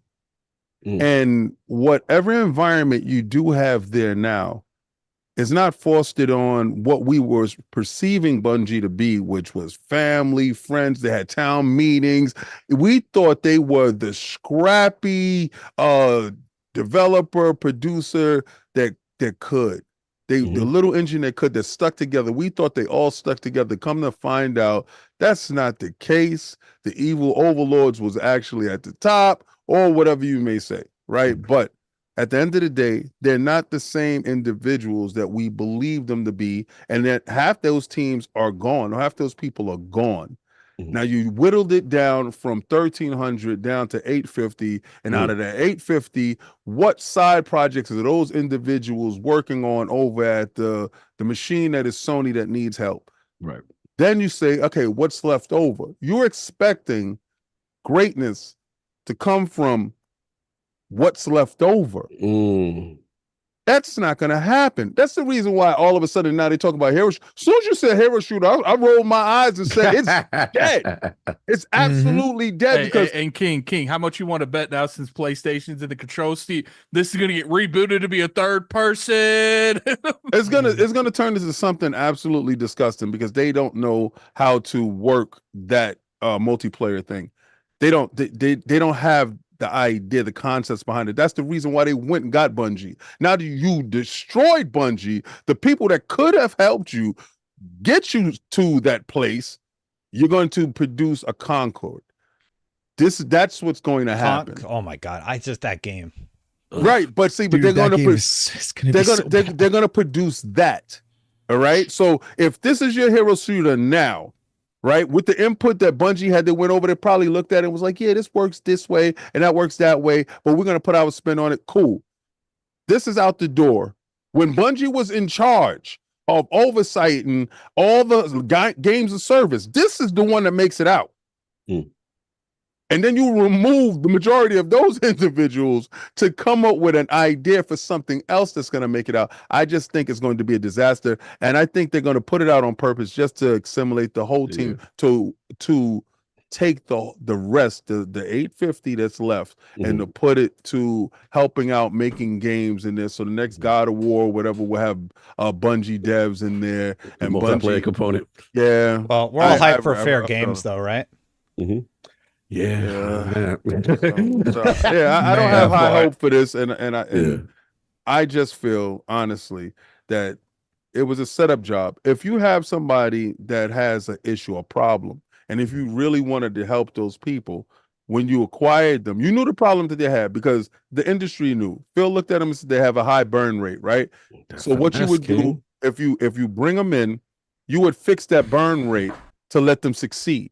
Right. What Sony did was brought them in and let them do what they do, right? So knowing that the contracts we have in place is if you don't meet these expectations, right, we're going to take it, right? So what you did was you took the addict and you just kept feeding them whatever drugs that they wanted until they burnt out. And they burnt out. You wasn't there to help. You was there to help facilitate the death of them faster than they would have did by themselves. Because if they didn't go with y'all, they'd have probably lasted a little bit longer together. But I heard that's not what they said. That's not what the reporting said. I know. The reporting said that they were in dire. They need bread. They needed that acquisition. They were dead if Sony didn't buy it. Thank you. Thank you for saying that because I got to go up my man. Well, Travis. good. I love Travis because we always had this debate on the last word. And then the other question I have to add on top of that, he was like, they Cog, should have stayed along. And I'm like, no, they were not going to survive independent. Continue, Alex.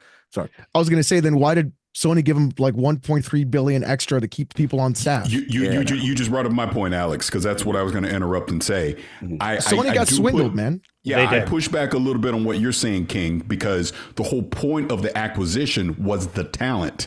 Right. The Bungie as a studio does not matter if the talent's not there anymore. If the if the talent isn't there behind the IPs, what's the point?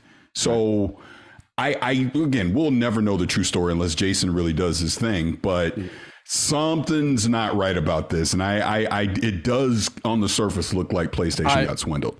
Yeah. I personally feel like Jim Ryan, man, he can sell anything. That's my guy. Like that man came in there was like, that's my guy. That man came in there was like, we need to all move to games as a service. We need every studio making it. Man, like he giving Aaron from Attack on Titan a run for his money with that speech. He's like they were not. We need all of these games as a service. And to me, that's why I'm with you at it, because there's a part of me that I do think this is a finesse on the highest order, right? As far as I don't even think it was a finesse. I think that PlayStation at that time, because of Jim Ryan, was feeling like the extra money was worth it because they were going to be so essential to the future of their games as a service. And everybody thought the money wasn't going to stop coming in, and we thought we were in a pandemic era where they're seeing astronomical growth that they had not seen at that point. They're thinking that's going to continue. Then let's be honest. Now, this is one of my theories. You know, you guys correct me if you think I'm wrong, but one of my theories, in conjunction with the pandemic and all this growth, they also see Microsoft make the ABK move, which essentially now takes Call of Duty as their live service game that they were kind of flourishing under with the marketing rights from them, right? So now you have that. Of course, making deals with Bungie takes longer and it's not going to be reactionary, but I'm of the firm belief that helps accelerate finalizing the process. And then you're talking to Jim Ryan's reign during an era where he wants to do live service games. To me, it was the perfect marriage at the time You know what I'm saying? Where two people were trying to take advantage of each other and be reactionary in that space. I'm sorry, was that Destiny? Yeah. Jim Ryan freaked out about the Activision deal. He was flying all over planet Earth trying to get it stopped. He was talking to Congress people. And then, I'm going to retire when it doesn't work out. Okay. Look, sure, he's retirement age. He wants to spend more time with his family.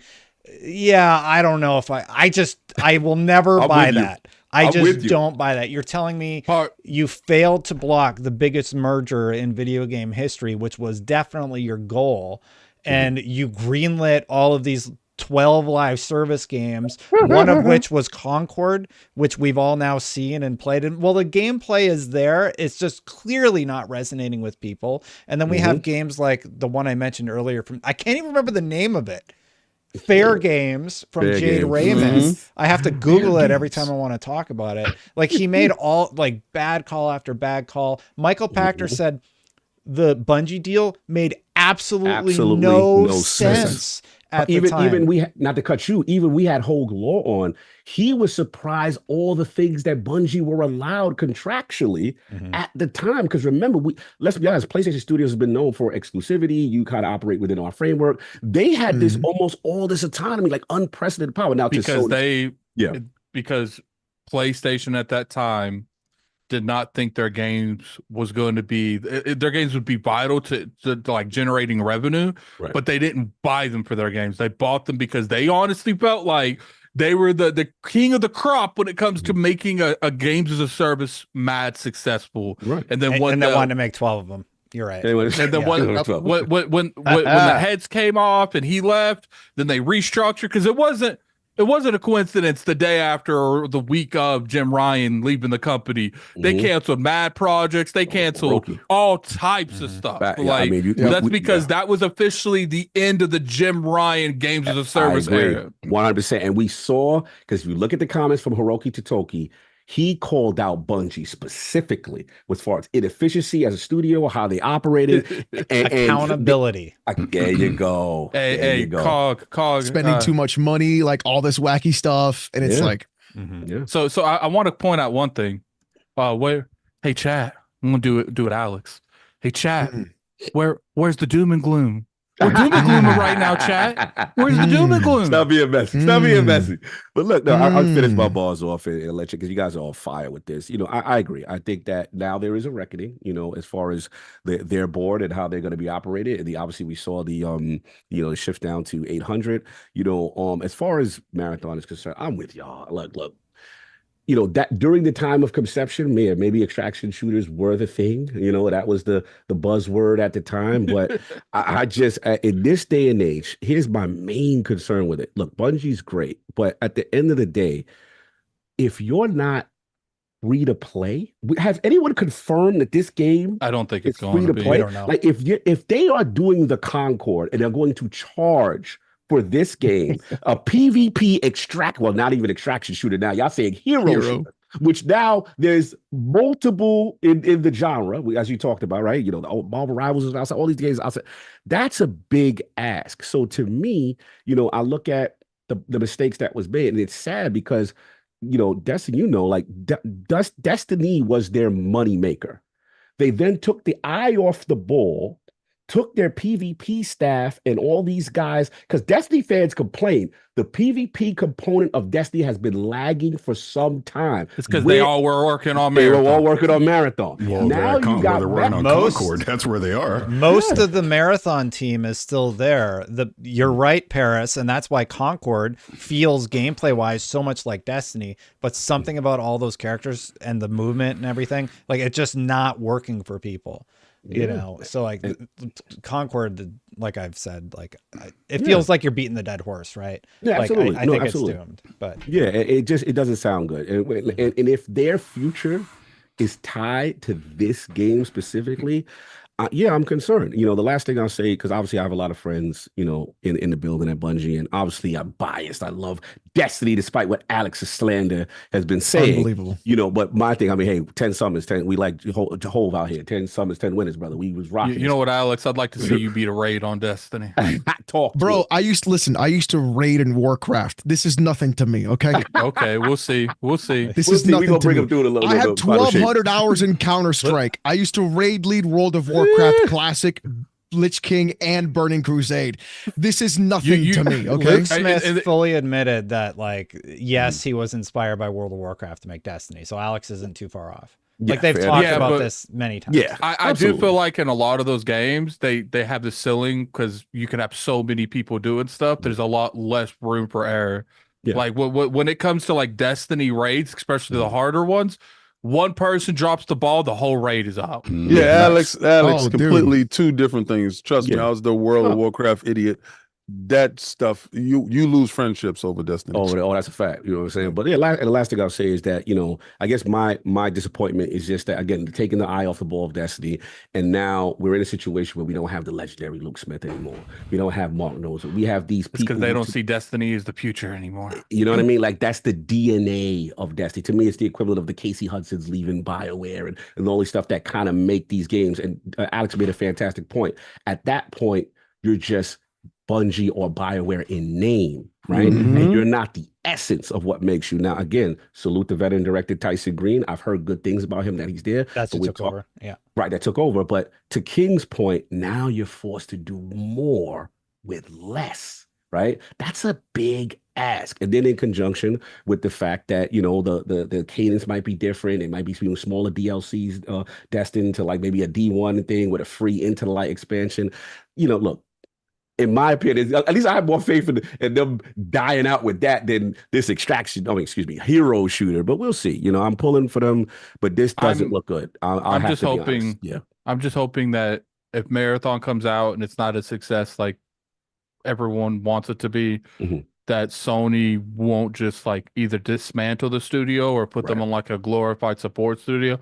I hope they're like, okay, go back to Destiny. Like, I don't know if that's the case. I don't know if that's even on the table, but we could say it's not on the table now. But then when you're looking at the investment and the higher ups of PlayStation's like, what do we do with them? Like Destiny worked to some degree. And I'm hoping that once this game is, if Marathon's a success, it's over. Destiny's done. You know, it's sad that I kind of like low-key hope Marathon doesn't succeed because I want Destiny. I don't want Marathon. Yeah, it could be a slowdown. But the last point I'll say, I did find it very interesting that Sony took that project Destin and then they spun that off into one of their projects and spun that off into Gummy Bears. Gummy Bear, yeah, to a supposed that is very interesting to me. You know, you do lose a lot of who you are. And the last thing I'll just say, you know, just from a humanity standpoint, you know, it is awful what happened. You know what I'm saying? All these people who lost their jobs. And I have to be honest, what frustrates me is where is the accountability from stakeholders? You know, they are continually to make these mistakes that the development community has been listening. Because the thing about Destiny, if I've been a fan of this game, is that it's this constant up and down. They do something, the community gets upset, the devs listen, it goes back up, you know, and we have things like the Witch Queen, right? And then, you know, so it's this constant battle. It's like this game was succeeding despite the decisions. So it's like COG, like us as Destiny players, it's like we know what's going on with the game. Yes. And the sad part is the devs had to be penalized and punished and lose their jobs when the reality is the mistakes of stakeholders put them in this situation. Well, and still there's no unfortunately, when it comes to situations like this, there's no real consequence you can give Bungie because the only consequence you can is to withdraw your money from the ecosystem. And that's just going to lead to more layoffs. It's sad because there's no way of giving accountability unless the whole studio goes down. The way their contract is set up, they have to hit some sort of target based on my very basic understanding of it. And they've missed, and reporting is now saying that they're in the process of getting another person basically on the Bungie board. Basically, it sounds like Herman Holst is in the process of taking over. Herm. Hey, Herm. So, and I'll be honest, I actually do like the new structure. Like, I was really hard under the Jim Ryan era. I felt like Jim Ryan was very anti-consumer in a lot of the decisions that he made, like one of the first to raise their prices to 70. It's just a lot of I talked about it for like 2 years. Oh yeah. But now under Herman Hulst, and I don't remember the other gentleman's name, but like he manages hardware and like that's his focus. But I trust Herman Hulst, somebody who made games, way more than I trust somebody like Jim Ryan, who was, more business focused than somebody that was a creator. Yeah. But I mean, I never trust businesses, just generally speaking. I want to throw something out real quick. Yes. Chat, do me a favor. Go over here to Twitter and like this post. Cog is gonna love this post. Oh God, yeah, what the hell y'all did? But continue. But no, fantastic discussion, guys. That's all. Y'all out of That's ridiculous. Oh no, fantastic discussion. I want to respect people's time. Is that what you wanted, Alex? That's what we needed. That's pleasure. what that was for the culture right there. Ridiculous. But I want to shout you out. Where can people find you? Destin Legary. And again, thanks for playing. Good to see you recently. Got a chance to hang out with you this weekend at Traps. It was very nice to see you, and thank you so much for everybody having me on the show. I really do appreciate, Addict reaching out, and maybe he'll learn how to say my name someday. But it was great to don't count on it. There's about 8 people in this chat that get mad every day I don't pronounce their name right. You just been the 7th one. Lord. You can find my personal stuff over on youtube.com/the Destin channel, and of course I work at IGN full-time, and I just actually did an analysis of the Samsung integrated Xbox app versus the Amazon Fire TV it was app. good. Yeah, some interesting findings about where they're at with that technology. So check that on an IGN, and I'm actually streaming now, so I'm going to go do my little thing. Go check them out. See you, Destin. Sir. Thanks, Catch you everybody. later, bro. Appreciate the nuanced discussion without saying it. Bye, Isn't it fun Bye. to have nuanced discussions? Yeah, right. Being disrespectful to each other? Great. Where? Bye, guys. Blessings. Thanks, Destin. Have a good one, brother. Got to figure out how to hang up. No doubt. It's the Zoom thing, Destin. I just want to make sure you good. How you doing? We only got zombies topic, or if you got to go, I want to be respectful of people time. Paris, how you holding up over there, sir? I mean, I could. All right, chat. I am working on getting the camera effects. Give me a sec. So when you open your camera in a second program, it gets a little bit crazy. But so if I do okay, and then hit cancel. Okay, there we go. I'm like, I don't want to screw anything up. Thank you so much for watching, everybody. So now we're just going to go back to my regular show, and a lot of the stuff that I was going to cover, I just covered it with the Iron Lords podcast. That was the Iron Lord podcast. I really like the balance that they brought. I like having conversations with people, and it was really, really nice. I got a bunch of super chats during the live stream, so I think we're going to start there, because thank you so much for supporting with your super chats. First of all, I just need to figure out how to read those. Okay, great. So we got them here. Rap God was one of the first people who left a super chat. Hopefully he's still here. He says, Xbox is way ahead of its times.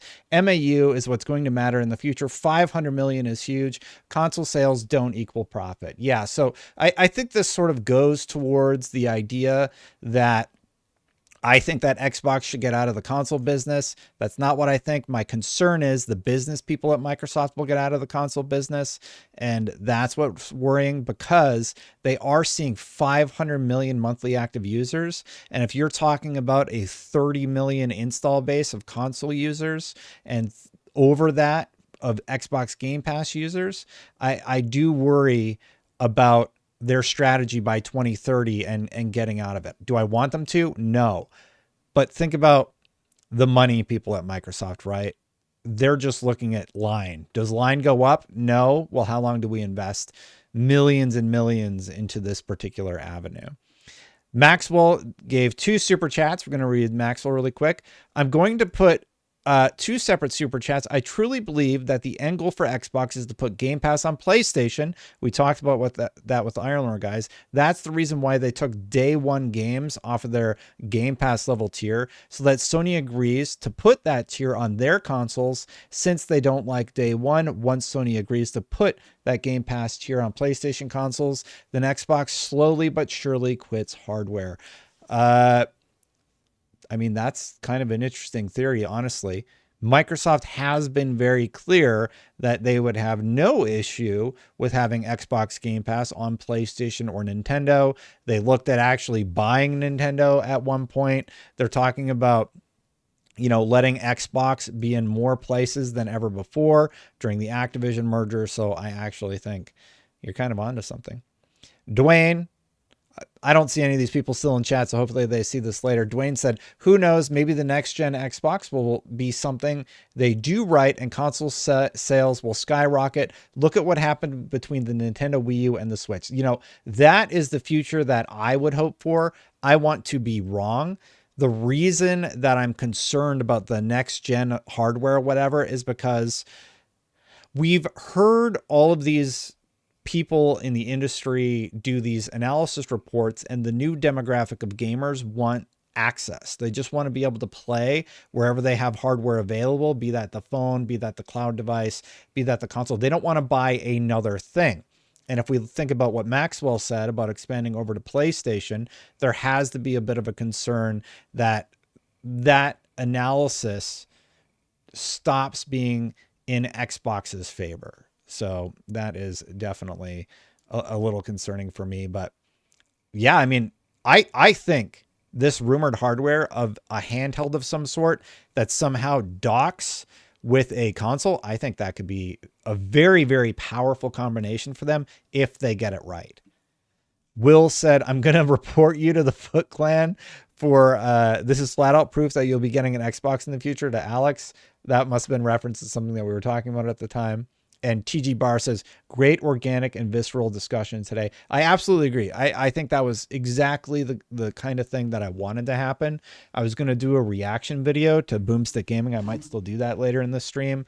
But the long story short is it's a nuanced conversation. And the conversation is about where Xbox is going by 2030. This isn't about what Destin wants. This is about, okay, let's think from the perspective of the people that control the money at Microsoft. How does the console make sense? The biggest response that I got from so many people was surprising, because they're like, it's not about the console. And I'm like, yes, you're right. It's not about the console. So why would they keep investing in the console? Like they're saying the same thing I'm saying. Xbox has been very clear. We don't care about the console. Like, we're going to continue investing in hardware, but that's not our main focus. It's monthly active users. And I'm like, okay, how long does it make sense to continue investing in the hardware from a business perspective? And that's what's concerning. And somehow I don't really understand what I said or how I said it that made that get lost in translation. There's always the perspective of what Destin wants. And even in the clip out, I say, from a business perspective, how does it make sense? And when I watched the BoomstickGaming, I was glad at least one of the people on the panel actually listened to what I said and pointed that out. TG, thank you again for another £2. I don't know what that is, but yeah. Yeah, Jose was listening. I think there were people that just sort of get defensive about the situation and talk about it. Let's move over to Genki Japan, talk about some of the discussion points that were brought up. Genki Japan talked about the whole Bungie PlayStation thing, and here's what it said. Purpose is cost restructure and portfolio optimization. We have to enhance efficiency of the business. Bungie back office functions will be integrated into SIE. Bungie headcount and resources will be concentrated into Destiny 2 and Marathon. Like, honestly, I think that's what needed to happen. Other title development at Bungie will be transferred to PlayStation Studio, optimize overall studio structure. Like, Hiroki Totoki? No, it's just Hiroki Totoki. I don't get the Hiroki Totoki Literature Club. I don't get that reference. That I've seen that a few times online, but maybe Daniel could explain it to me because I don't understand the joke. But yeah. I think these moves in terms of what Bungie needed are good. And there was also this Pirate Software clip going around. So let's see this Pirate Software clip and then react to his response, because this got community noted. So I didn't really understand why it was community noted, but let's Listen to this. You ready for the grossest possible thing that you could learn? Bungie was the way it was because Activision was stopping them from going overboard with monetization. If Activision is the one yanking the chain to stop you from ripping off your players super hard with shitty monetization, you have problems. Remember when Bungie bought themselves out? Remember when they broke away from Activision? What happened to the monetization of the game within Phil, 6 months? Go back and look, take off your rose-tinted glasses, and watch what happened to that company within 6 months of breaking away from Activision. Activision was stopping them from over-monetizing. That's insane, isn't it? The idea that Activision was the one holding them back from doing monetization poorly within the game, it's nuts to me. And he responded, let's finish the clip out that's sort of making the rounds because it got community noted and such. And now what do you have? Layoffs. And everyone mad at one person over it. Pete Parsons. No. Systemic issue inside of the business. Yeah, here's the crazy thing. He's kind of right. Like something bigger is going on at Bungie. I don't really understand why he was mad about this because he's cooking and he's right. And that's very concerning. But here's what Thor, aka Pirate Software, said. I love when people make clips of me without the context of the rest of the conversation. This wasn't released or cut by us. We were having a talk about the current Bungie CFO and showing that Bungie has deeper problems than just one person. I think that was made clear in the clip. Bungie broke away from Activision in January of 2019. Bungie then put Destiny 2 as a free-to-play, heavily monetized title on Steam in October 2019. Large ships take time to turn, so seeing their business model shift 10 months later makes sense entirely. Today, we can see that Destiny 2 has a number of DLC, annual passes, in-game currency purchases, and cosmetic packs as the primary income driver. This dramatic shift in monetization, coupled with removing a number of expansions of content during year 4, served to pit a non-insignificant amount of the player base against the developers. We can see the outcome of this in general fan sentiment and in Steam reviews. So yes, their business model changed after the breakaway from Activision, and yes, it led to an area where many players feel negatively about Destiny 2 and its direction. That can only lead to a decline of studio over time unless they have other games out to absorb the impact. Also, I hate these TikTok impersonation accounts like damn. So Thor is, hey Sean, good to see you. Thor is somebody that really knows his stuff in the game development space. He creates games and he's ex-Blizzard. He worked at Blizzard. And like, he's upset about the clip, but I think his clip is right.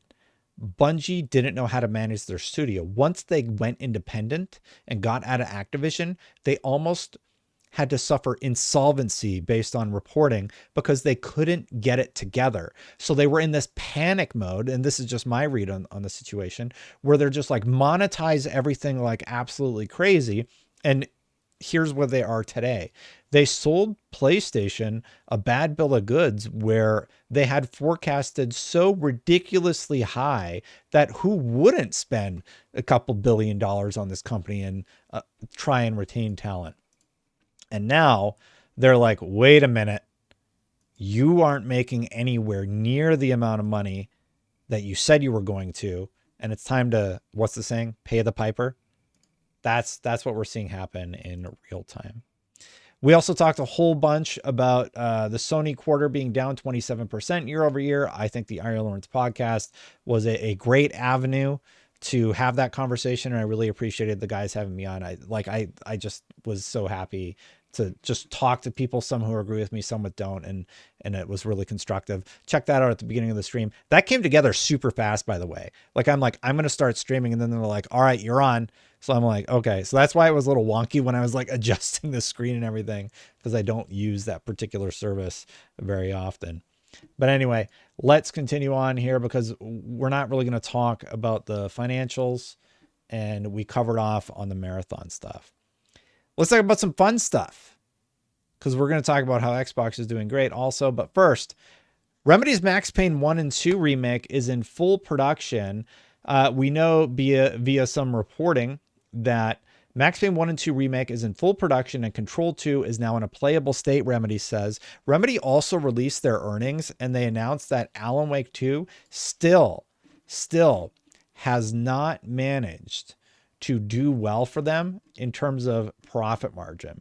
And that's really unfortunate, because I like seeing them invest in new things, new ideas, and it's just a bummer to see that it hasn't been profitable for them yet. It was from Noble. I just found the tweet. 1 second. So basically, here's what was said. Remedy Entertainment. Control 2 progressed to the production readiness stage. Max Payne 1 and 2 remake entered the full production stage. Alan Wake 2 did not yet generate royalties. They are still in the hole from the Alan Wake 2 deal. And that's unfortunate. I don't think we ever see Alan Wake again after Alan Wake 2. I don't think it's like, that game was highly regarded by everybody who played it. It received very good reviews, but I don't think Alan Wake was ever a good bet, if I'm being totally honest. Like, it's sort of this niche title. And, you know, I see my colleagues like Ryan McCaffrey talks a lot about, what is it, Sunset Overdrive, and how great Sunset Overdrive is. And I'm just like, that game didn't sell, dude. They made like $500 on Sunset Overdrive. It's time to, sometimes you just got to say, look, there's something about that property that just didn't resonate with people. Investing in a remake or a remaster or any of those things, bro, that game's not going to sell. I'm glad everybody liked it. You can still play it on Xbox. You can purchase it via the Xbox store, as far as I know. But like, the game didn't sell. Like, you got to let it go at some point. Just enjoy it for what it was if you love the game. But I think Insomniac's doing pretty great. And I love where they have gone since that day. This is cool. I don't know if I'm going to get in trouble for showing this, but Rebs Gaming show off the new vehicles that are coming to Starfield. And I don't know about y'all, but this looks a lot better than walking slowly to the viewpoint that you want to see. So for me, I'm actually kind of stoked. I still haven't finished Starfield. I only played like 10 hours, but when I jump in now, I'm stuck with this inventory management issue, and I'm not really sure what I should do at that point, but I do really like the idea of driving in a vehicle. Getting to the good Xbox. Sorry, it's all of these little stories. So it's like little story here, a little story there. And you got to get your steps in, Villaroni. That's a good point. And one of the bigger ones was this from Game Pass Tracker, talking about Doom the Dark Ages and some of the details about the game. They showed it during QuakeCon this year, and people are loving it. I think Doom the Dark Ages is going to be awesome. Even I started playing Doom Eternal so that I'm ready for the Dark Ages. That's how hype I am. I had played it before, but now I'm like, I should finish this, so I'm good enough to play this game. Here's what they're saying based on a synopsis of the YouTube video. New details from QuakeCon. Gameplay mechanics. The glory kill system has been revamped for more player choice, moving away from scripted animations. Less verticality than Doom Eternal. The jumping is weightier and heavier now compared to power armor in Fallout 76 and 4, so you're going to be a little bit slower. New weapons. Introduction of 3 melee weapons, including a flail, collects ammunition. Mace and fists creates chains of electricity. A shield saw can be thrown at enemies, and it can be used to traverse them. Oh, so you can like throw the chainsaw shield and then traverse. That's pretty cool. Double barrel plasma gun and single barrel shotgun. Also, you can nail enemies to the wall with the nail gun. That sounds pretty cool to me. Environmental interactions. The game features larger, intricate worlds with detailed environmental storytelling, including a cityscape and maker temple. All right, I'm digging that. Vehicle combat. Players can control a mech, engaging in combat with larger demons, and can be used several times throughout the campaign. The mech fights with their fists and a double cannon. Mech can perform glory kills and has a specialized HUD. A mech? That sounds really, really cool to me. So obviously behind closed doors, they like to do this during QuakeCon. Quake is going to be awesome. Quake is going to be awesome. I think that's going to be a really, really fun game. Somebody asked if I'm attending Gamescom. I'm not this year. My son is starting school. So it was sort of a situation where we're already having trouble like balancing time and everything with the kids. So I would be leaving my wife high and dry. And in addition, Daniel's starting school, and I want to be there for that. I would have to have been already traveling to Gamescom, and I'd be gone for 2 weeks. And as parents, we're just it's hard to do that. Last year, my wife and kids came with us, and that was a challenge, but it ended up working out okay. Maybe next year we'll be in that place again, but we'll see. No Gamescom for me this year. Next year, probably. China approved a new batch of import games, including Final Fantasy XIV Mobile. That is a big reason. Rainbow Six, Dynasty Warriors, and Marvel Rivals. This means they can officially release in the country. Read our breakdown here. Here's the interesting thing. China is very quickly giving the US a big run for its money. There are a lot of hype games coming out of that region. Marvel Rivals, that just came out of China. We know that, well, wait. Is Marvel Rivals China or no? Okay, well, we know Black Myth Wukong just came out of China. So Black Myth Wukong, you know, it's nearing the release. There's a lot of hype for it. It does seem like it's going to sell quite well, and people are really, really excited about whatever that game ends up being. And I'm one of them. I'm very curious about that. And I do think China is going to get onto the map in a big way. Actually, there's a report on GameDeveloper.com about China and how it's going to give US run for them. Let's see if I can find it. Or maybe it was gamesindustry.biz, but I just saw an article about it, and honestly, they're right. Oh yeah. How about this Take-Two quote?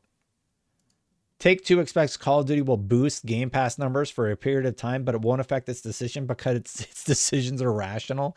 They're indicating that the idea of releasing GTA 6 on Xbox Game Pass, for example, would just be absolutely crazy. Take-Two CEO Strauss Zelnick says that putting a game like Call of Duty in the Game Pass will inevitably push consumers towards subscribing, at least for a bit. Take-Two does support subscription services through its legacy titles, yet it has been skeptical around the idea of putting brand new AAA games into the service on the day they come out. Zelnick told us in 2022, that doesn't make any sense to us because economically speaking, we don't think consumers are prepared to pay for that, and we can't afford to turn our business upside down in a way that doesn't make sense economically. But with Xbox continuing to significantly push Game Pass with the inclusion of Call of Duty Black Ops 6 into the service this October, does Zelnick expect consumer habits to change?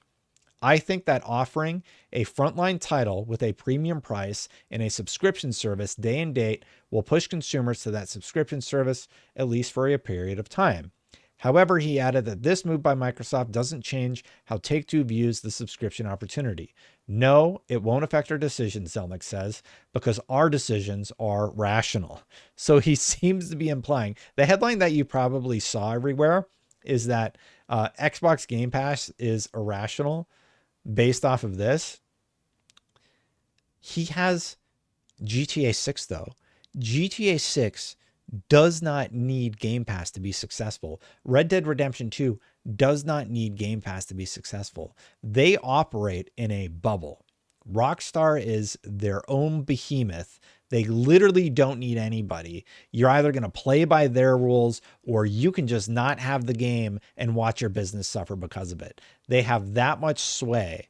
So there is no, obviously, in what world would Strauss Zelnick say, yeah, let's get GTA 6 on Game Pass? What possible benefit would they get from that? Nothing. That's insanity.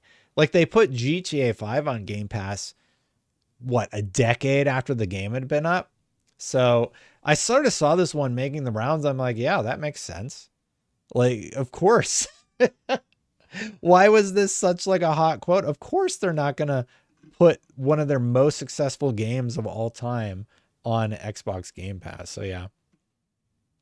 Speaking of Xbox stuff, they got a pretty good lineup this August. IGN has a good breakdown of it. They got Creatures of Ava, Mafia Definitive Edition, and Crash Bandicoot Insane Trilogy. It's always a little bit of a trip to see something like Crash Bandicoot being delivered on Xbox Game Pass. And in addition to that, via QuakeCon, we also got Doom and Doom 2 on Xbox Game Pass right now with like a new enhanced achievement list. via Xbox Achievement. So that was a shadow drop. And then we got to look forward to 4 of the games that are coming in September 2024, which include Star Trucker, Age of Mythology Retold, Frostpunk 2, and Ara History Untold for PC. Now, in my opinion, October is the big month for Xbox Game Pass because they are going to get a lot of releases there. Let's just take a look. October is, Silent Hill, Diablo, Call of Duty. That is the big month for the service. There's a few games in September, but they're more leaning towards, PlayStation centric and Nintendo centrics. Special Nick, I actually watched your show where you were talking about console sales and looking forward into the future. And it seemed that you were one of the few people that understood my sentiment about where the money people are concerned with Xbox, where their minds could go by 2030 if the Xbox Series X and S combo unit fails to beat the Xbox One, and then they do another generation, and then that next generation also does not do well. Do they stay in the hardware market? And that was my concern. Do I want them to get out of the hardware market? No, of course not. Do I worry that Microsoft's money hats are going to make them get out of the market? Yes, absolutely. And I think there's a nuance to that conversation that people just chose not to hear for some reason. Here's a fun one. We're like tearing through these stories. Silent Hill 2 is just one of the games for October. October is an exciting month. Here's an interesting one. Take this with a grain of salt, but virtual and augmented reality in 3D. There's this report out that Microsoft is working with Samsung to launch mixed reality headsets for gamers and media in 2026. Microsoft is developing a mixed reality headset for games and multimedia consumption, working with Samsung Display on OLED panel for a headset.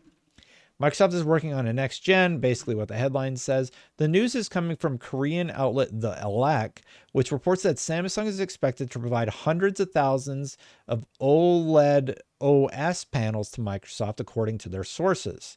The Elec sources said that Microsoft was developing its new MR headsets for gaming and multimedia consumption versus being used for the metaverse.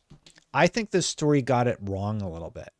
I would be willing to bet that Samsung is going to be the provider of the screens for whatever the handheld ends up being. Do we really think that Microsoft is developing a headset? Like a gaming headset right now? There's no freaking way that's happening. It's very clear VR and these headsets, they're not big traffic drivers or monetary drivers. So the reason I brought up this story is because I think they got it wrong, but just by that much. I think Samsung, instead of providing screens for displays, the VR, I think they're developing a screen for whatever the handheld ends up being. 120 VRR OLED screen on the OLED. Yeah, I do wonder if it has something to do with the screen and battery consumption and such. That makes more sense to me than Microsoft's making a mixed reality headset. It's expected to launch only after specifications of new OLED panels have been finalized and then supplied from Samsung's display to Microsoft, where the Elec sources adding that the commercial launch will happen in 2026 at the earliest. Guys, it's not, they got it wrong. The story's wrong. There's no freaking way this is a screen designed for a headset. Oh my God.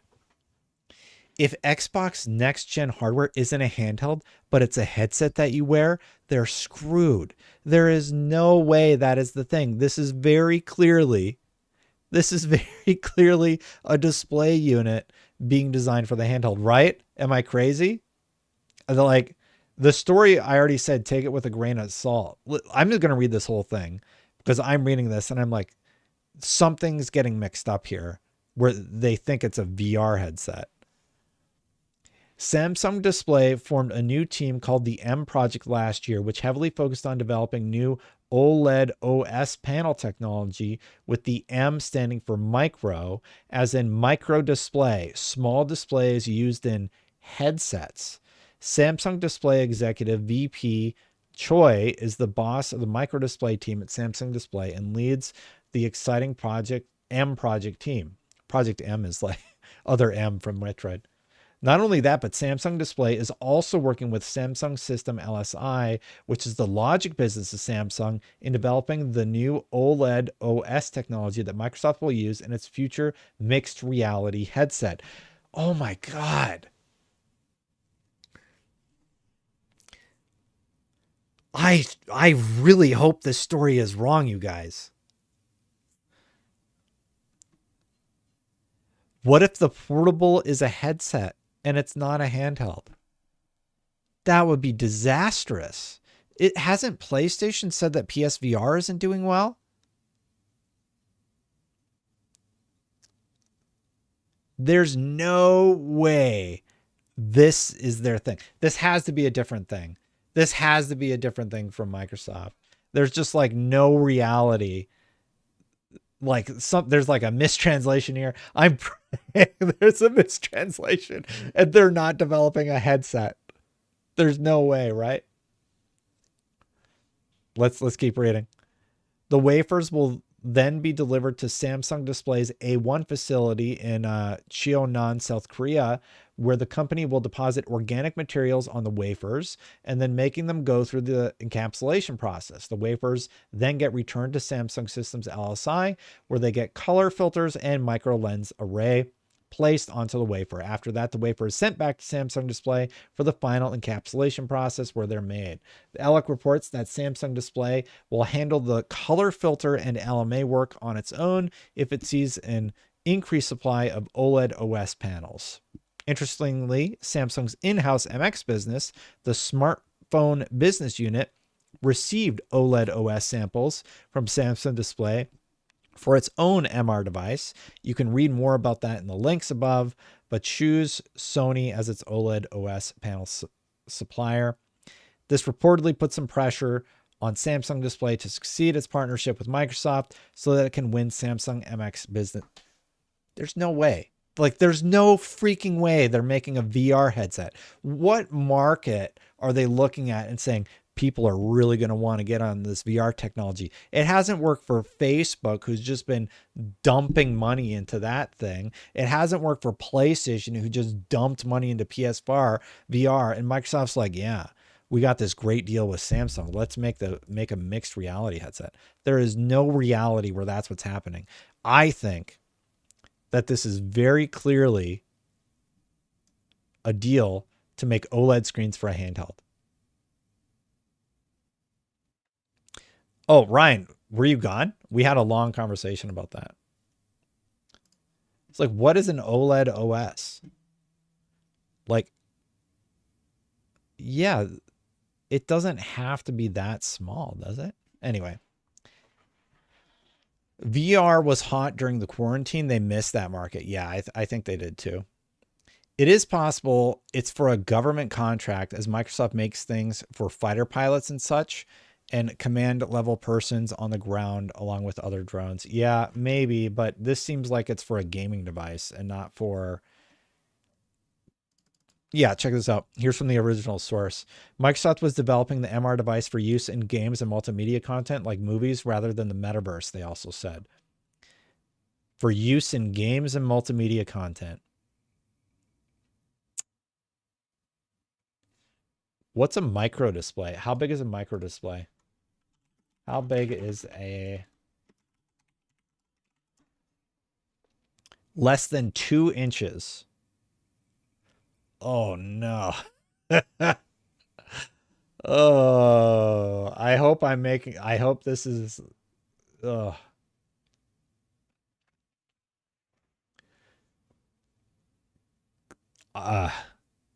What if it's the most powerful console ever and this is the thing paired with it? Phil's been talking about a handheld, though. There's no way. There's no way. This makes me super nervous. Read what, Phil? It is possible it's for a government contract. Yeah, I read that. I hope that's the case, because if this is their answer to the market, then yeah. Check this out. So the other big story. Oh, I didn't see the link, Phil. It probably ate it. Sorry, man. The other big story I saw was that PlayStation has more users than ever before. And check out the numbers that they're talking about here. PlayStation Network has more users than ever before. In a recent financial update posted by Sony, it was revealed that the PlayStation Network saw huge growth in its monthly active users as of late. From Q2 23 to Q3, they saw a difference of 16 million, and that puts them at a record high of 120 million monthly active users on the PlayStation Network. That's cute, because you know what Xbox just reported? Xbox just reported that they have 500 million monthly active users across all platforms and devices under that umbrella. 500 million versus 123 million. So you wanted me to be a little bit more positive about Xbox. Xbox is trouncing PlayStation within probably the most important metric that they're both looking at right now, and that is monthly active users. Microsoft has long said that this is the metric that they look at the most, and hardware concerns aside, if you're sporting 500 million, that is a astronomical number. That's absolutely astronomical. Well, I'm willing to tell you this, whatever number that correlates to, PlayStation's doing the same fudging of the numbers that they are. So the fact that they have 500 million, it's insane. And they saw a huge driver for this. Let's just read the rest of it. In the financial update published by Microsoft, it was detailed that the firm had seen a growth in revenue in Q4 and that Xbox content and services revenue was a huge driver for this, with the sector increasing a whopping 61%. While speaking about the update, Satya Nadella pointed out that Fallout was the second most watched series on Amazon Prime ever, and that the success of the television series increased hours played on Game Pass for the franchise 5-fold quarter over quarter. Microsoft CFO Amy Hood explained that hardware revenue will decline again, but that loss is being offset by positive results pulled in by the Activision Blizzard acquisition, which continues to pay off for Microsoft. So at the end of the day, like we can talk about the console business and why Destin has a concern about the console business, right? And I worry about the CFO, Amy Hood, talking about how going into the holiday season, we're still going to see a hardware decline year over year. So they're projecting that they are not going to move hardware units, but will their monthly active users spike? And keep in mind, they are leveraging the PlayStation platform to bolster their monthly active users at this point. 500 million is not, it's almost 5 times what PlayStation is. So we can look at the old technology of console units, and I could talk about 2030 and how I'm concerned that they could pull out, because like of these 500 million monthly active users, how many of them are likely on the Xbox? 15 million. Let's say half of the users on Xbox are considered into this monthly active user statistic. So you're talking about 15 million. That means if you deleted the Xbox branch, you would still have 485 million monthly active users without Xbox. And I'm just guessing numbers, right? But that says a lot about how the console business is doing. And it actually makes my concerns greater that the money hats at Microsoft are going to be like, maybe we don't invest in hardware beyond 2030. Because we have this massive install base, and by 2030, how many more games are going to be on competing platforms? We already know Call of Duty is going to be there. We already know that there's rumors of Halo going to other platforms. So, yeah, I'm just we don't know how many of those users are on the Series X. We know that the Xbox One and all of those units, we know that accounts for 54 million. So let's say it's 40 million users of the 500 million monthly active users are on Xbox hardware. Plus they just shut off the 360. So that's not going to make a dent in the number. So you're telling me not even 1/5 of your users are monthly active users on Xbox? What, even if it was every single user was counted for Xbox. They have 30 million in Series X. They have 54 million. That's 84 million people because the 360 shut down, right? So that's 84 million monthly active users. That's the max potential you could even have based on how many consoles you've sold.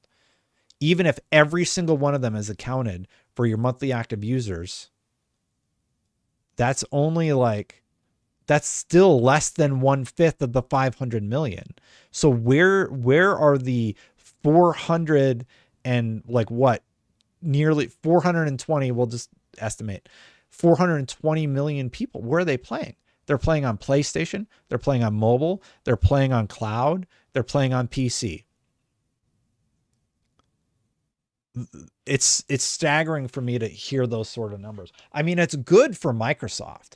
It's great for Microsoft that they have that many monthly active users because that is a sell through. They have, like, they are trouncing PlayStation, and where PlayStation is at right now, like PlayStation is coming out here bragging about 123 million, and Xbox is just like, yeah, well, we have 500 million people.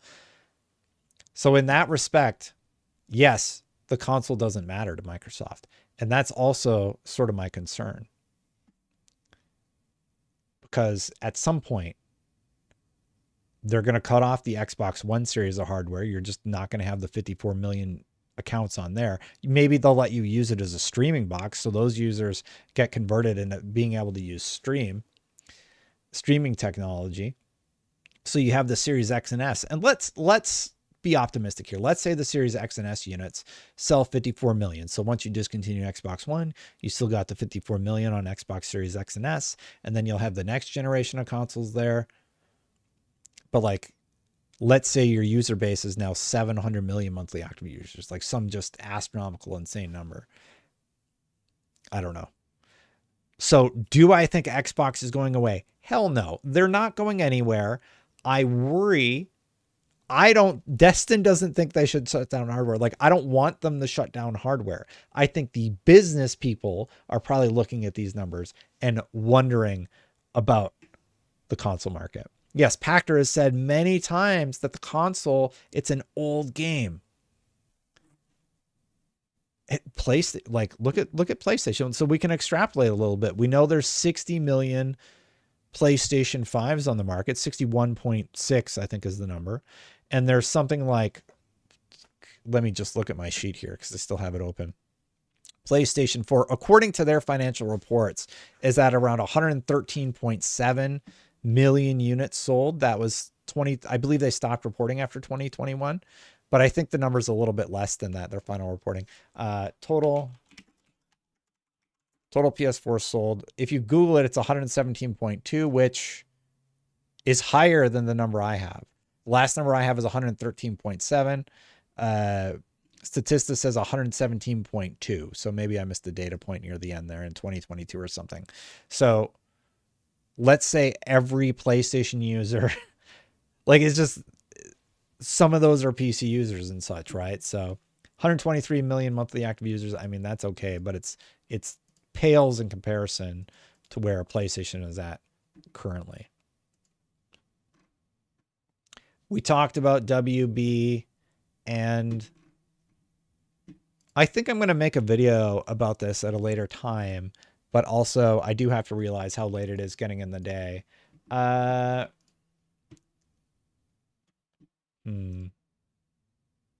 you guys want to talk about consoles more? Or do you think I should end the stream? Because I had BoomstickGaming up here, and I was considering doing a reaction video to it, but I felt like the stuff went so well with the Iron Lords podcast that maybe this isn't necessary anymore. Yeah, you want me to keep going, MK, over on Twitch? I know the whole first half of this, they're just like shitting on IGN. There's like, IGN's bad and everything. All right, well, I could talk about the special Nick clip, but yeah.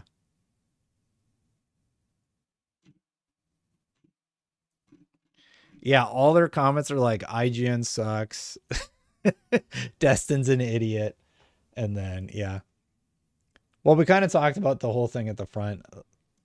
Tell you what, I'm going to start it. Let's see how it goes. And then I'll sign off by 2. Okay, this is Boomstick Gaming. Yes. First here to Jamie because he. So just a pro tip for YouTubers. Sorry, before I get to it, never put your intro at the start of your thing. You need the audience to connect with something. Maybe this is a live stream VOD, I don't know. But like putting the intro in the front, it's like one of the, yeah, it's one of the like 101s of do not do this anymore. You can see YouTube tutorials on it. So just a pro tip for like, you know, getting your audience on board. You want something to engage the audience immediately. And yeah, you know what? No, just watch my videos and you keep doing whatever you're doing, Boomstick. You're right. You keep putting that intro in the front. He's sitting there waiting. He's ready to throw down. So what exactly happened? Here we go. Well, I'm going to pause this footage. I'm going to bring it up.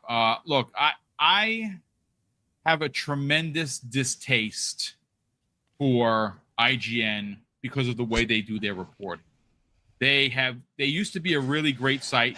They used to have a lot of great people that work there. They used to have a whole bunch of podcasts that I listened to. Hell, I used to be one of those boobs that, you know, when Ryan McCaffrey say, hey, you know, spend, you know, $30 a year to help us keep the lights on, you know, for codes I never got that I never used for PC, like, oh, game codes, whatever. I'm like, yeah, I'm a fan. I listen to, you know, Unlocked. I listen to PS I Love. All right, like, Love You. I'm going to skip ahead. It was a great time for 15. And then, of course, I decided to ask to be on someone's show, which, of course, be a regular panel member, you know, Double Barrel Gaming. Right. And there's a reason for it. He doesn't like IGN. What was said. This is what we're going to talk about. I think it's a really... Okay, first 2 minutes. He hates IGN. We've established that. Got it. Bad take. I like Destin a lot. I still watch his stuff. I'm still subscribed to his channel. I just watched 2 of his videos this morning. So I'm a fan. But I think that this is a bad take. I think that this is an industry, a gaming industry take. Not so much for other publishers. I think this is a gaming journalist take that has just run rampant. I don't get it. I don't understand it. But let me just set up the video so you fine folks could. They were all very nice. They're like, I like Destin. I don't agree with this take. We're 2 minutes and 30 seconds into the video. He still hasn't even set up the thing. So Boomstick, bro, you got to get to the point faster. This has to be like a live stream clip out. So Boom, if you watch this VOD, like, whatever.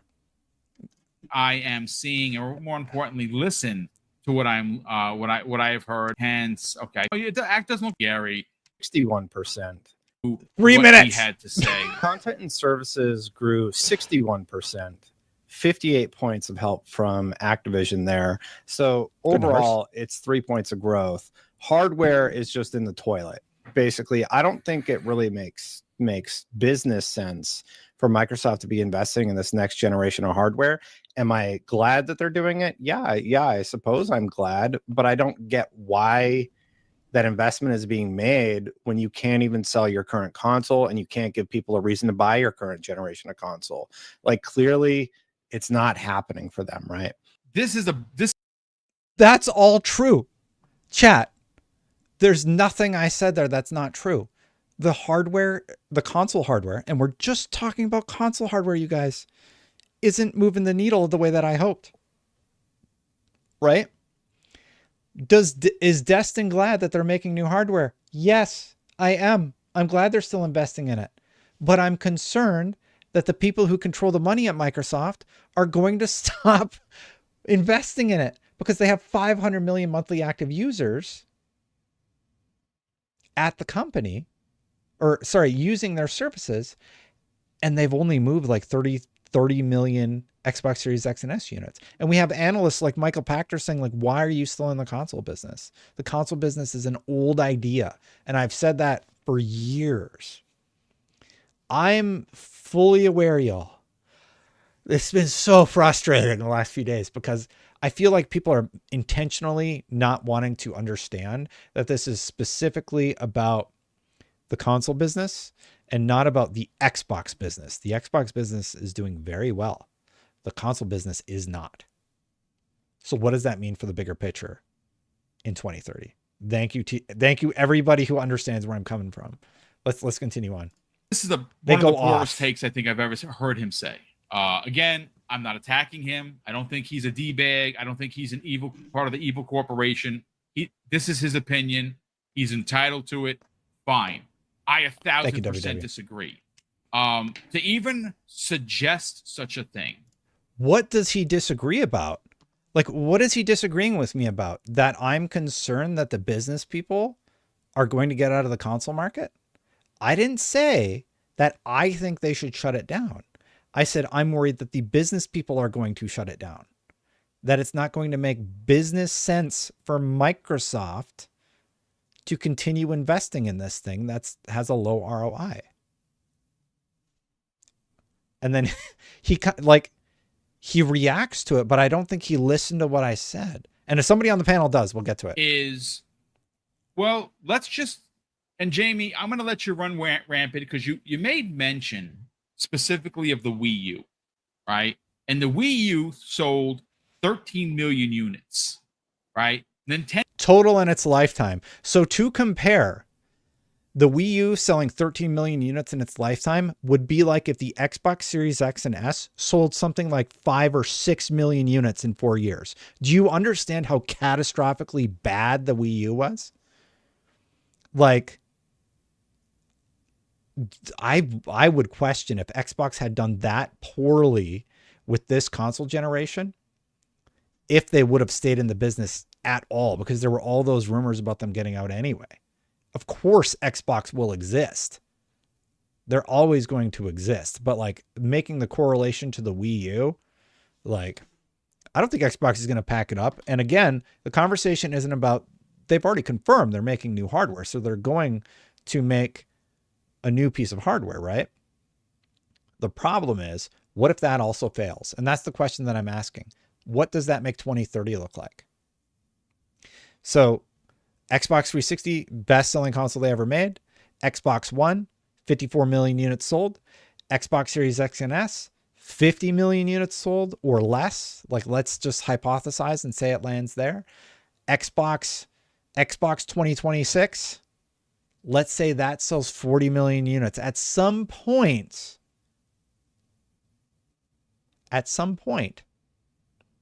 the money people are going to be like, they've announced they have 500 million monthly active users. How many of those people are on console? 500 million? You only are able to service 80 million people on console. So where's this number coming from? 500 million? They're not all playing on Xbox. Let's say 75% of them are playing on Xbox. That's like, what, 60 million users? Of the 500 million users, the Xbox strategy has changed, and it's not about the console. And that's what I'm saying. When will the tipping point be for the business people to say, we don't need to invest in console hardware anymore? That's the worry. And I don't want that to happen. I want their next console to be a massive success. My thing's not transitioning. One sec. There we go. Nintendo was hanging on by a thread. And They what were. wound up happening? All their executives took pay cuts because they believed in the people in their employ. So they took the sacrifice so that their employees wouldn't have to suffer. And they had the same talented people at the company. And they said that they were willing to do that because they believed in their future. Microsoft, let's just say, didn't make that same decision.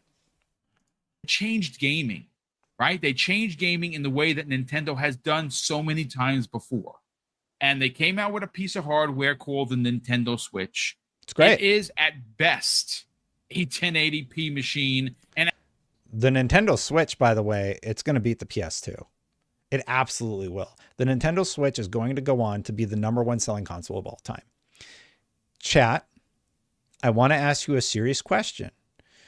Do you think that Microsoft is going to go from what looks like will sell as well as the Xbox One or less to being the best selling piece of hardware ever made in the history of time. Do you think the next generation of Xbox is going to do that? The next console? I don't.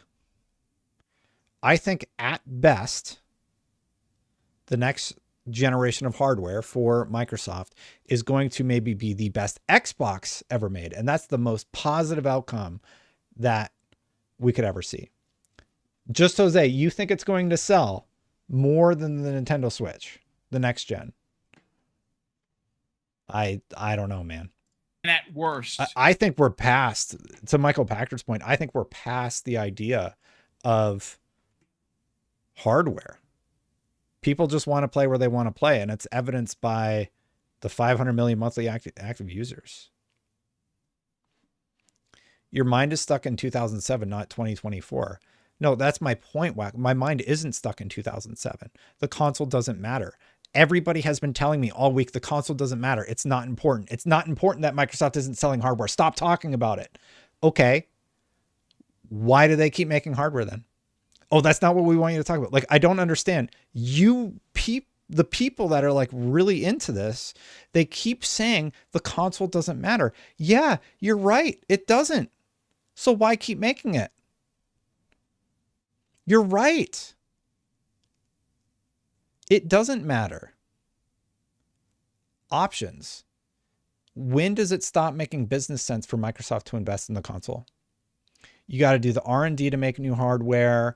Like, we don't know what the next gen is going to be, but like if the hardware sales go from here to here to here to here for each iterative console, at what end, you know, cloud's going to be way better by 2030, etc. Why stop making it? Because you have to invest millions and millions of dollars in making new hardware. You have to come up with all these business deals. It's usually a loss leader. I don't believe Microsoft is selling at a profit right now. So they've had to like increase the price in Japan and such. So yeah, the conversation is twofold. It's like, does Destin Legary want Microsoft to keep investing in hardware? Hell yes, I do. I absolutely want as many people in the business that are able to keep making hardware, because it's going to keep everybody honest and competing with each other, which means better results for consumers. That's what I want. My question is, when does Microsoft say, we have 700 million monthly active users, 40 million of them are on console, like maybe it's time to stop focusing on console and focus on the future. So anyway, let's listen to what these guys said. Probably 560, 720, but it has sold 100. Kendrick Starr says, you're talking out of both sides of your mouth. No, dude. Maybe I'm not like explaining it right or something. The business people at Microsoft have an allocated number of dollars to spend. And if the ROI gets too low to keep investing in hardware, they won't invest in it. And then there's the Destin Legary. Like, I'm not a business guy at Microsoft, right? I'm the consumer. As the consumer, I want them to keep making hardware. And I'm concerned as a consumer that they will stop. I was just on the Iron Lords podcast. Sean says I'm explaining it right. So I'm glad some people get it, but I just feel like everybody gets emotional. I'm just talking from a business perspective. We can all agree we don't want them to get out of hardware, right? Does anybody in chat want Microsoft to get out of hardware? I think the answer is no, right? I don't want them to get out of hardware. My concern is Microsoft is going to say, we're done with hardware. That's it. 140 million units. It is going to eventually overtake the PlayStation 2. He's right. There's no doubt about it. They're going to overtake, and they're going to become the #1 selling console of all time. Yep. Facts. I have it. I have 100 physical games. Okay. What IP does Microsoft have that's exclusive to the Microsoft devices that's going to make them sell as many units as the Nintendo Switch has? What's the Nintendo Pokemon that's only available on Xbox devices and not on PC and not on anything else? What's the Metroid? What's the Legend of Zelda? that's only on the box that's going to help them move that many units. They don't, because it's not their strategy. And that's my whole thing. Like it's actually another point that lends to the idea that the console is becoming less and less important to them. So it's not about Xbox going away. It's about the business realities of where they're going. And that's what's concerning. Games. I have over 50 digital games. I play my Switch every single day of the week. Why do you think he plays his Switch every single day of the week? Do you think he's playing Doom on his Switch?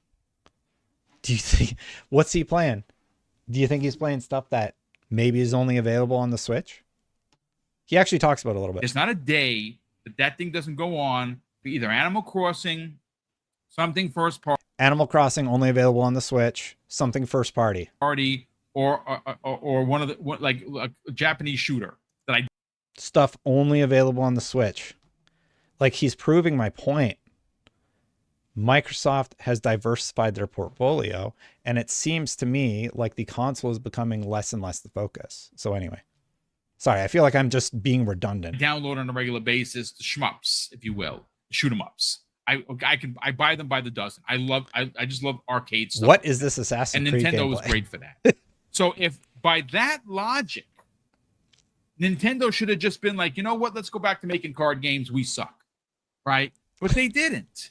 And they released their next piece of hardware that is going to break a record that has been standing for decades.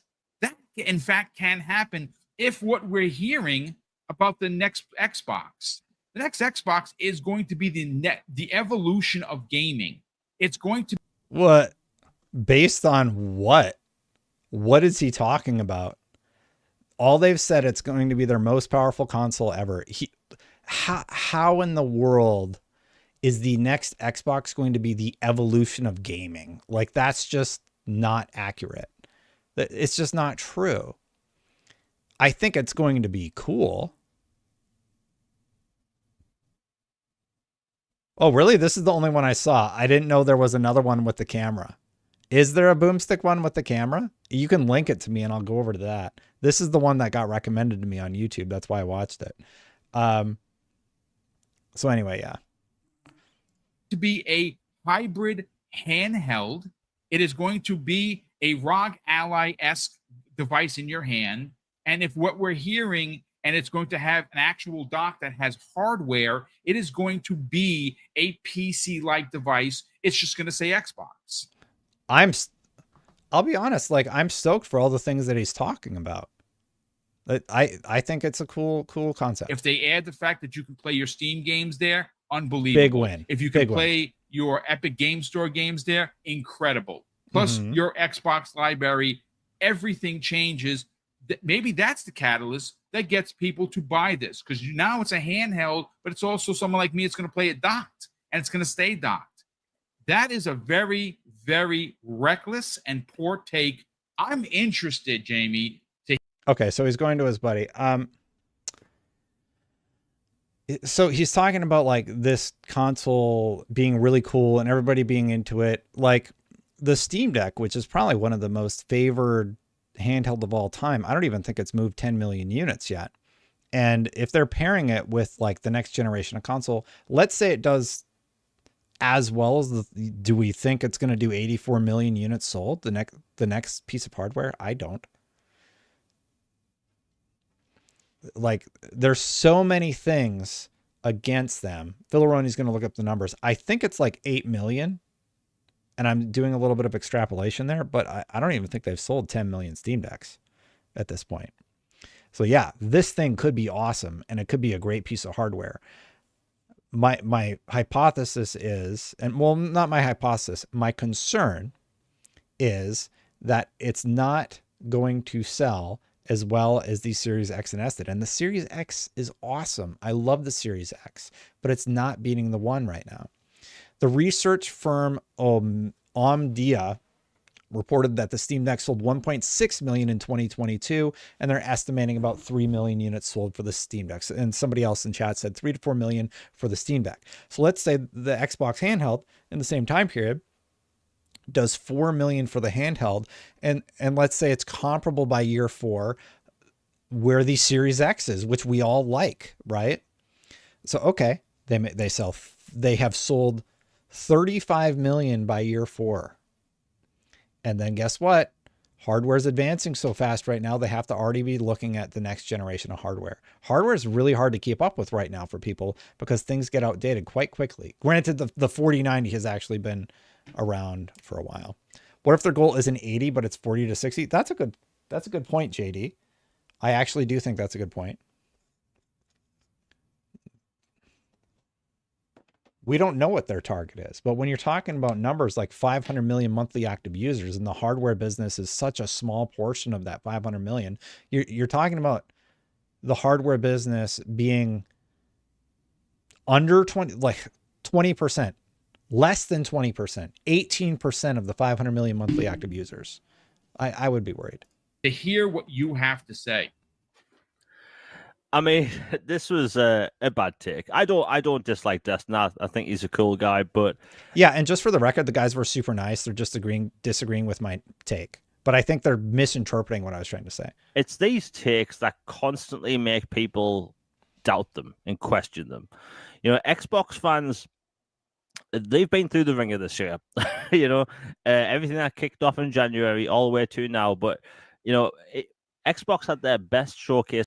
Oh, Abdul sent, I didn't realize that this was a clip out of something. Let me just bring up the actual thing and then we can watch that. Oh, Clute, I didn't know you were that person. Thanks, man. All right. Black Myth. Any sense? You know, I made the point yesterday about the Wii U selling 13 million consoles in its lifetime, and the amount of people that were like, "No, Jamie, that doesn't count because Nintendo is different." It's like, no, shut up. One, do you know third-party software didn't sell on the Wii U? Just these game companies basically make most of their money not off the hardware, not off. Is going to be the evolution of gaming. All right, this is about where we were. It's going to be a that's going to people. He's a cool guy, but it's these takes that constantly make people doubt them and question them. You know, Xbox fans, I truly think that they're not listening to what I'm saying. And I think even the people in chat that are getting mad, I'm like, you're not hearing me, you guys. I'm talking like when you look at the bigger picture, the console becomes less and less and less of a focus. And I'm wondering if 2030 is the year they get out. That's all. Been through the ringer this year. You know, everything that kicked off in January all the way to now. But, you know, Xbox had their best showcase ever. It was so good that even great. Like the big detractors that hate on Xbox for, you know, views, they were like, wow, that was an amazing showcase. And like Xbox still hasn't been able to have their plan fully play out and let things happen, right? You know, games get delayed, life happens and all that stuff. And in the midst of all that, you have people say that Xbox should just get out the console business. That's not what I'm said. So that's what I'm talking about with the misinterpretation of what I'm saying. I never said they should get out of the console business. I said I don't understand how it makes business sense for them to stay in the console business. I'm not saying I want them to get out. I'm not saying they should get out. And that's really frustrating when I hear everybody misinterpret what I said on Unlocked and what I've said on the channel, etc. I'm not saying they should get out. I'm saying I don't understand how it makes business sense. I even said in the clip that they aired, is Destin happy that they're staying in? Yes. So Infinite Umbrella has my back though. It doesn't make any sense. You know, I made the point yesterday about the Wii U selling 13 million consoles in its lifetime, and the amount of people that were like, "No, Jamie, that doesn't count because Nintendo is different." It's like, no, shut up. One, do you know third-party software didn't sell on the Wii U? These game companies basically make most of their money not off the hardware, not off first-party games. It's due to third-party revenue, and the Wii U wasn't making any money. The consoles weren't selling. First-party games weren't selling. Third-party games literally didn't even chart in the UK. To the point where in 2014, supermarkets in the UK stopped selling Wii U consoles and games. Right? They literally weren't selling. Yeah, it sold 18. The Wii U, just to back up his point, it sold 18 million like in its lifetime.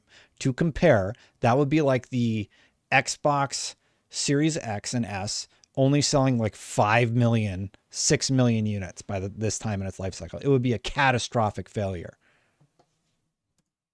So like, I think if that would have happened, like you want to talk about like what would have Xbox done if they failed to sell 10 million units by this time in their life cycle, I think all the games would be on play. I think they would have went third party. I think if they would have had a failure on the scale of the Wii U, I do think they would have got out, because I think the business people would have just said, well, you have to.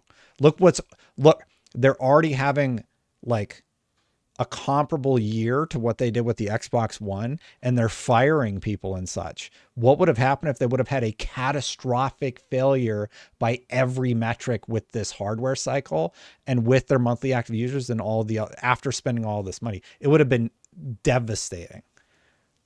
We're not there, thankfully, because they have diversified. Like, if Nintendo gave up, then we wouldn't have the Wii U. Sorry, we wouldn't have the Switch. We wouldn't have this and just again, I don't want them to give up. I'm glad they're not giving up. Renaissance of PC handhelds.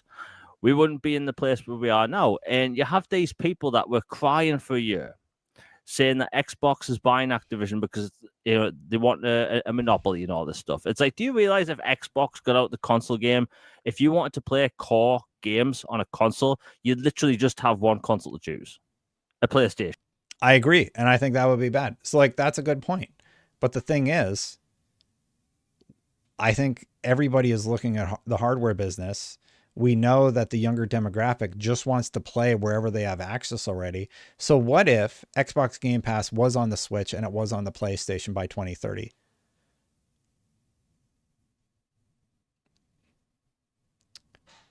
Nerds and Other Legends kind of hits the nail on the head. Is Gen 10 the last gen for Xbox? That is what I'm asking. The math isn't looking good on the business side, and pointing that out is not the same thing as arguing that they should get out or that I want them to get out.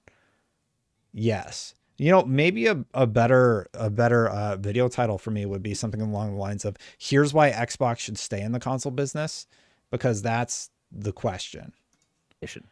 And that would be horrific, because then all these companies, they could charge. It would be bad, but it hasn't happened yet. I agree. I think it would be very bad. I don't want that to happen. Charge whatever the hell they want for video games. Game prices could go up to $120 and you'd have no option, because that would be the only console you could play these games on, right? GTA 6 on console, you'd only be able to play it on a PlayStation. That's this world that people want to push. And no, like, that's not what I want. The misinterpretation, I think, is what bugs me more than anything. It's kind of scary. We've been fans of Xbox for over 20 years, and we've heard this the entire time. Xbox is still here. And Xbox isn't perfect. There's things that they need to fix. Personally, I think they should have kept on with the backwards compatibility program. I think DVR could be better, but like I agree on the DVR thing. You know why they got out of the backwards compatibility program though, right?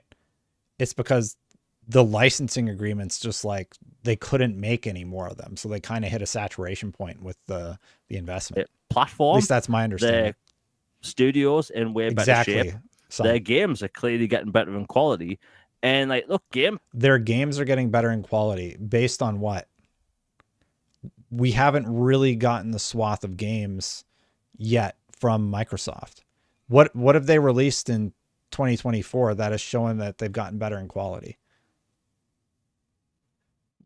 I think they had a banger year when Forza came out, but what have they released in 2024? Like Hellblade was very pretty, but it didn't sell. And in my opinion, the Hellblade gameplay was fairly basic. And I think the storytelling was not as strong as the original Hellblade. So I'm not sure what he means. Like, the games are getting better. What game specifically is he talking about? Game Pass is phenomenal.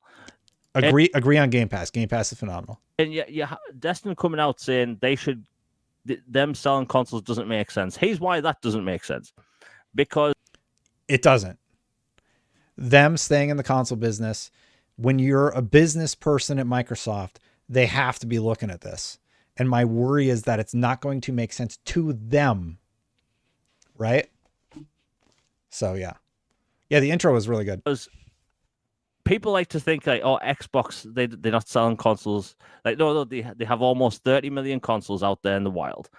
People are subscribed to Game Pass because of their consoles. People are buying games on their consoles. People are buying DLC, skins, and all this stuff. So, like, to say that they should get out the console game, that means Microsoft would be saying goodbye to all that revenue from skins, Game Pass, games, everything.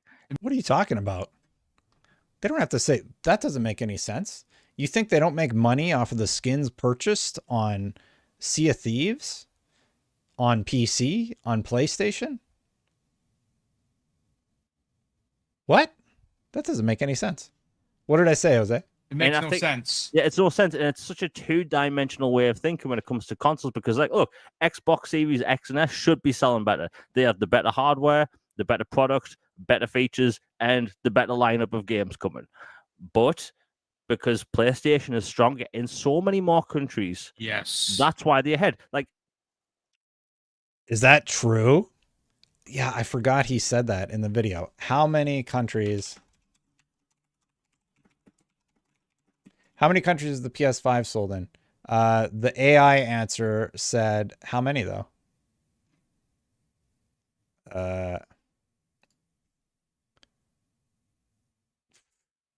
It can't even give me a straight answer. 70? So I think it's 70 is Xbox.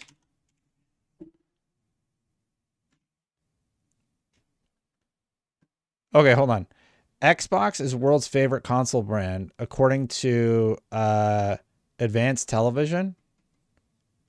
I don't know if that says how many countries they're in. 42. The Xbox network is available in 42 countries. I actually can't find the number, you guys. I can't find the number for how many countries each one is. I would have to look into that. It says the Xbox network is available in 42. PlayStation had 69 available countries, but that's PSN. I would have to dig into that one more. I actually don't know that one. Xbox is strong Mike. In the US, Canada, Brazil, Mexico, UK. He's Australia, right about all this. Right? That's pretty much it. But PlayStation is popular everywhere else on Earth. Right? They basically have Japan, everywhere else around the world. And like even the UK alone, right? The UK, nobody really cares what's the number one console, right? You know, Xbox, PlayStation, and JD said, could you agree that GTA 5 and other bangers will sell lots of consoles, especially the Series S, the casual that are forced in current gen? Yes, I think we're going to see a massive sales boost in consoles when GTA 6 launches for everybody. But that means PlayStation's also going to be drastically ahead. It'll be interesting to see what happens because GTA 5 launched in the 360 era. So we'll see. And Mike just said, thank you. Love the channel. Keep killing it. Thanks, man. Really appreciate it. Nintendo, Sega have all been number one at some point or multiple times. It just... Kendrick, let me be extra clear about what I said specifically. I said, I don't see how it makes business sense for Microsoft to keep investing in the console. Am I glad they're still investing in the console? Yes, but I don't see how the people who control the money at the company will keep investing in it. I never said that they should shut down. That is a gross misinterpretation. Almost, I would say, potentially purposeful mistranslation of what I actually said. Go listen to the clip. They just played it earlier in this VOD. So like, that's not what I said. It's never what I said. There's what Destin thinks. And then when you look at the business realities that we're in, there's what is happening. And I'm expressing concern about them getting out of the console market, which I think would be bad. It is how it is. And it's like PlayStation, they've always been number one in France, Spain, Germany, right? And that's always going to be that way. But, and you know, I've said this before, Xbox needs to market more aggressively in European countries. 1000%. But like that's why PlayStation's ahead. PlayStation, they do not have an exciting lineup this year. I think the Astro Bot game does look pretty fun. The Lego game looks pretty fun, But like as a platform, they don't have exciting things ahead. If you go to any of these PlayStation content creators streams, they're talking about Xbox because PlayStation right now isn't exciting. There's nothing to talk about. People keep talking about a mythical showcase. People keep talking about that rather than the actual right on problems in the industry. Xbox is fine. You know, they should be selling more, but they aren't. The economy's in the tank. People keep selling the PlayStation isn't selling as much as people think. But I think that the whole thought of trying to get Xbox out of the console game for 20 years, it's tiring. In fact, I don't want them to get out of the console game. Just to be clear. Fans are sick of hearing this. Everyone listening right now, we've heard this crap for years. And when you have people at IGN, the biggest gaming media group on Earth, and by the way, they own a bunch of different, like, you know, media outlets. They basically are a monopoly now. You know, you have Game Informer, which is shut down. Yeah. You know, IGN owned. We didn't own Game Informer. Like, I don't know what that has to do with anything. Bloody Eurogamer, right? They own Game News. And for them to have an Xbox podcast where they talk about Xbox that way, it's disgraceful. You know, if you put on a Nintendo podcast from IGN, they're like, yay, let's talk about Mario this week in the next Zelda game. And I don't think he listens to any of our podcasts. That's not like, PlayStation's gotten a lot, like all the shows have gotten like obviously reactions from their unique communities. He's not listening to any of the shows if he thinks that that's what all the shows are all the time. Possible Nintendo Switch 2.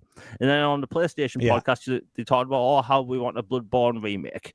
But on an Xbox podcast, we're like, you know what? Xbox should maybe get out the console game because, you know, they That's a straw man. A straw man is when you take what a person said and you make it sound like the stupidest thing you've ever heard. And that's absolutely not what I'm talking about.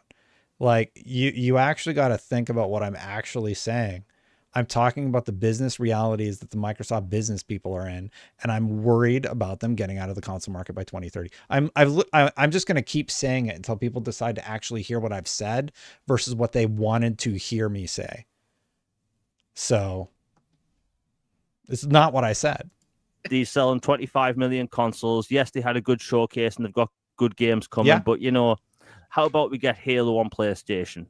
On a bloody Xbox podcast. It's the Halo story is that there was reporting that Halo is going to be remade and it will be on the PlayStation platform. That was the rumor. So yeah, we talked about the big Xbox rumor.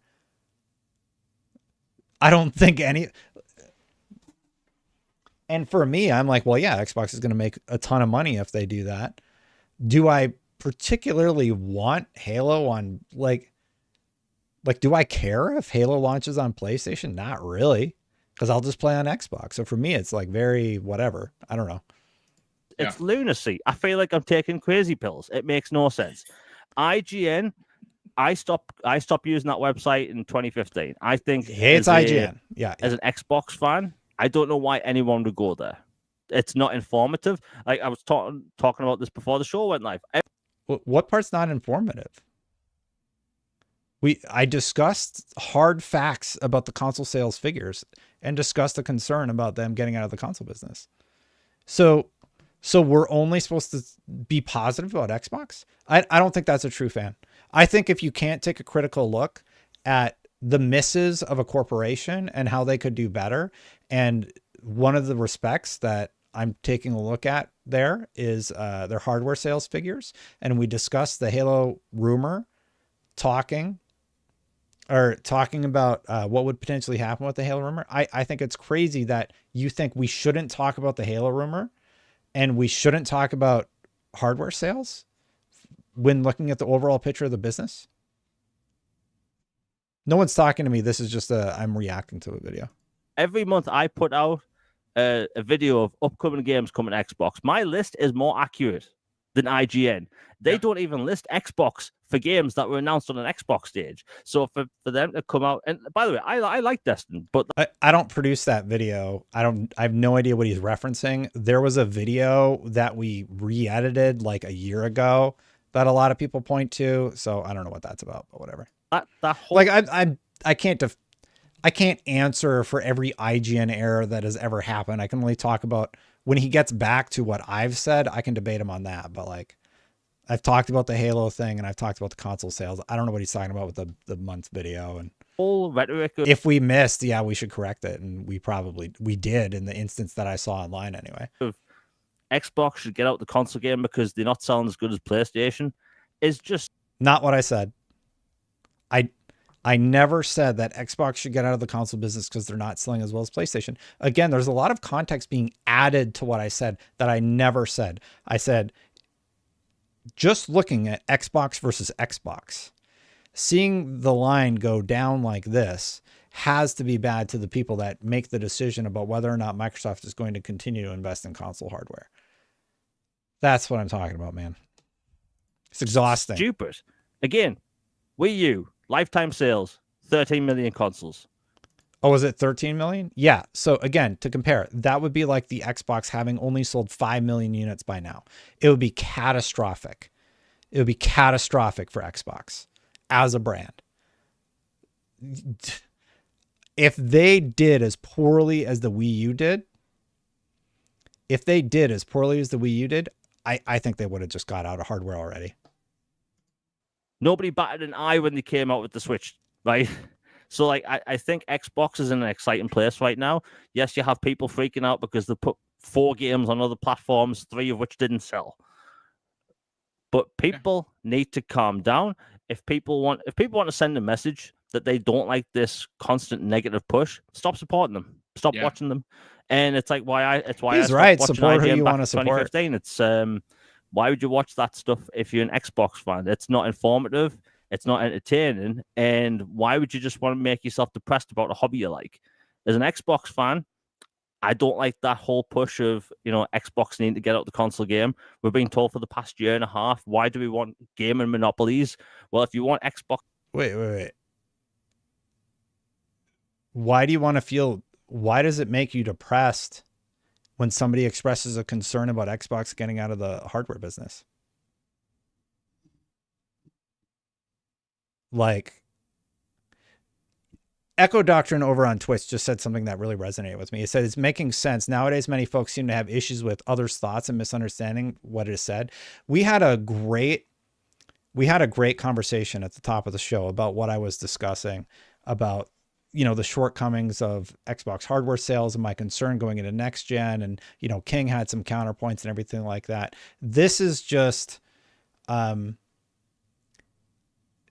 painting a line in the sand where you either have to be with me or against me, and there's no nuance to the conversation. And that is really unfortunate, I think, about a lot of the dialogues that we have in the modern day. It's you're either this or you're this. There's no interweaving, there's no conversation, there's no thought exchange, there's no pressing each other to challenge their ideas, and it's unfortunate. Granted, they're speaking in a vacuum and I'm reacting to their video, and the guys were very kind. They were saying, like, I like Destin and everything like that. And that's totally fine. But like, I straight up didn't say a lot of the stuff that they're implying I said, or straight up saying I said in the video. It's a very short clip. They're going to play it again in a second. I watched this ahead of time, and yeah. And if you're wondering, like, why, like, Destin Legary can't answer for every mistake IGN has ever made. I'm just can't do that. I sound panicky. I was very emotional in comment on IGN. He sounded very panicky. What? I can't, like, I don't know what you're saying. Yeah. I don't really get that read on my reaction.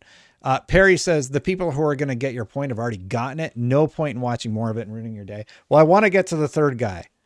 So we're going to finish out the third guy, Perry. But I appreciate the tip. Let's finish it out. And I greatly appreciate those of you who do get where I'm coming from. Box out the game, that's exactly what you're going to get. A bloody monopoly where games cost $120 and you only have PlayStation to choose from. Nobody wants that future. I don't know. Again, to me, it's just a really bad take. Just basically take your ball and go home. It's kind of what Destin is suggesting. It's not what I'm saying. It's not what I'm saying. Not what I implied. It's reckless. It's foolish. It makes no sense. Well, it doesn't make any sense because you're purposefully misinterpreting what I'm saying.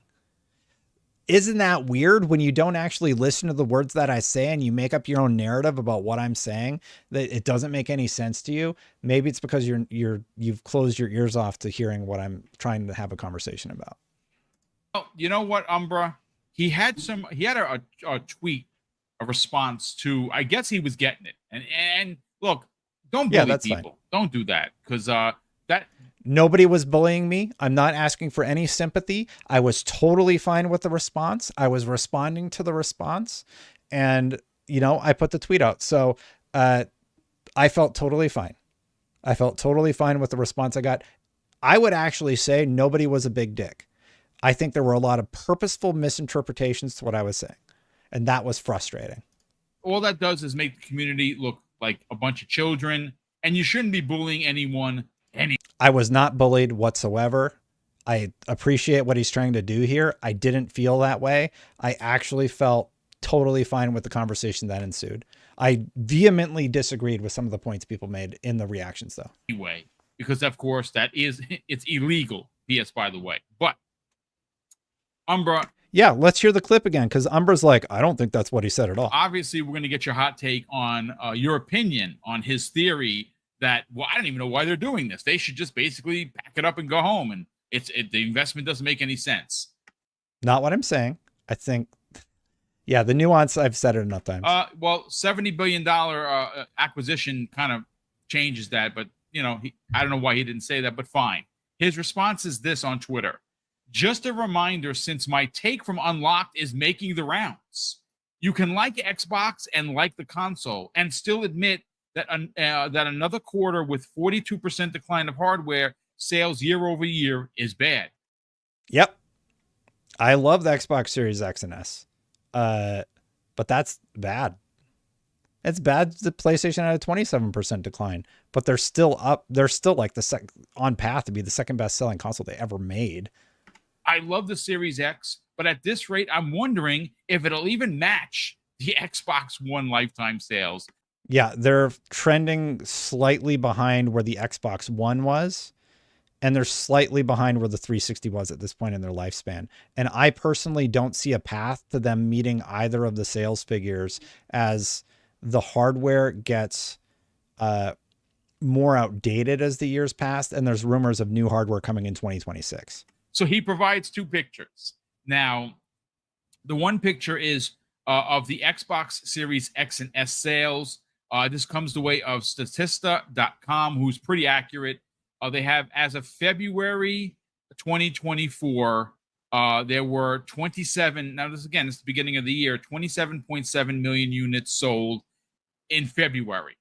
The next picture he has here is same website, Statista.com.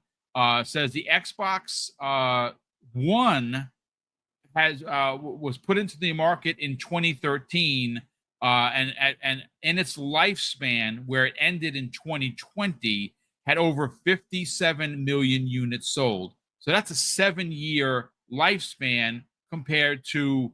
So they have 3 years left to go from 27.7 to 57 million. Not even a 4-year. That's a 3.5 year. So it's literally half. And they already have 27 versus 57. And like I said, I looked at that at Statista.com, and they're closer to 30 today as of June. So 30 is actually right about where I put them. I put them at 29.9. That's crazy. That means I forgot about the Statista thing. That means my guess is in line with what Statista is guessing. And I didn't even do that on purpose. I just did the math about a 40% decline for the quarter. Anyway. Not only are they going to get there, but whoa. By what metric do we think they're going to get there?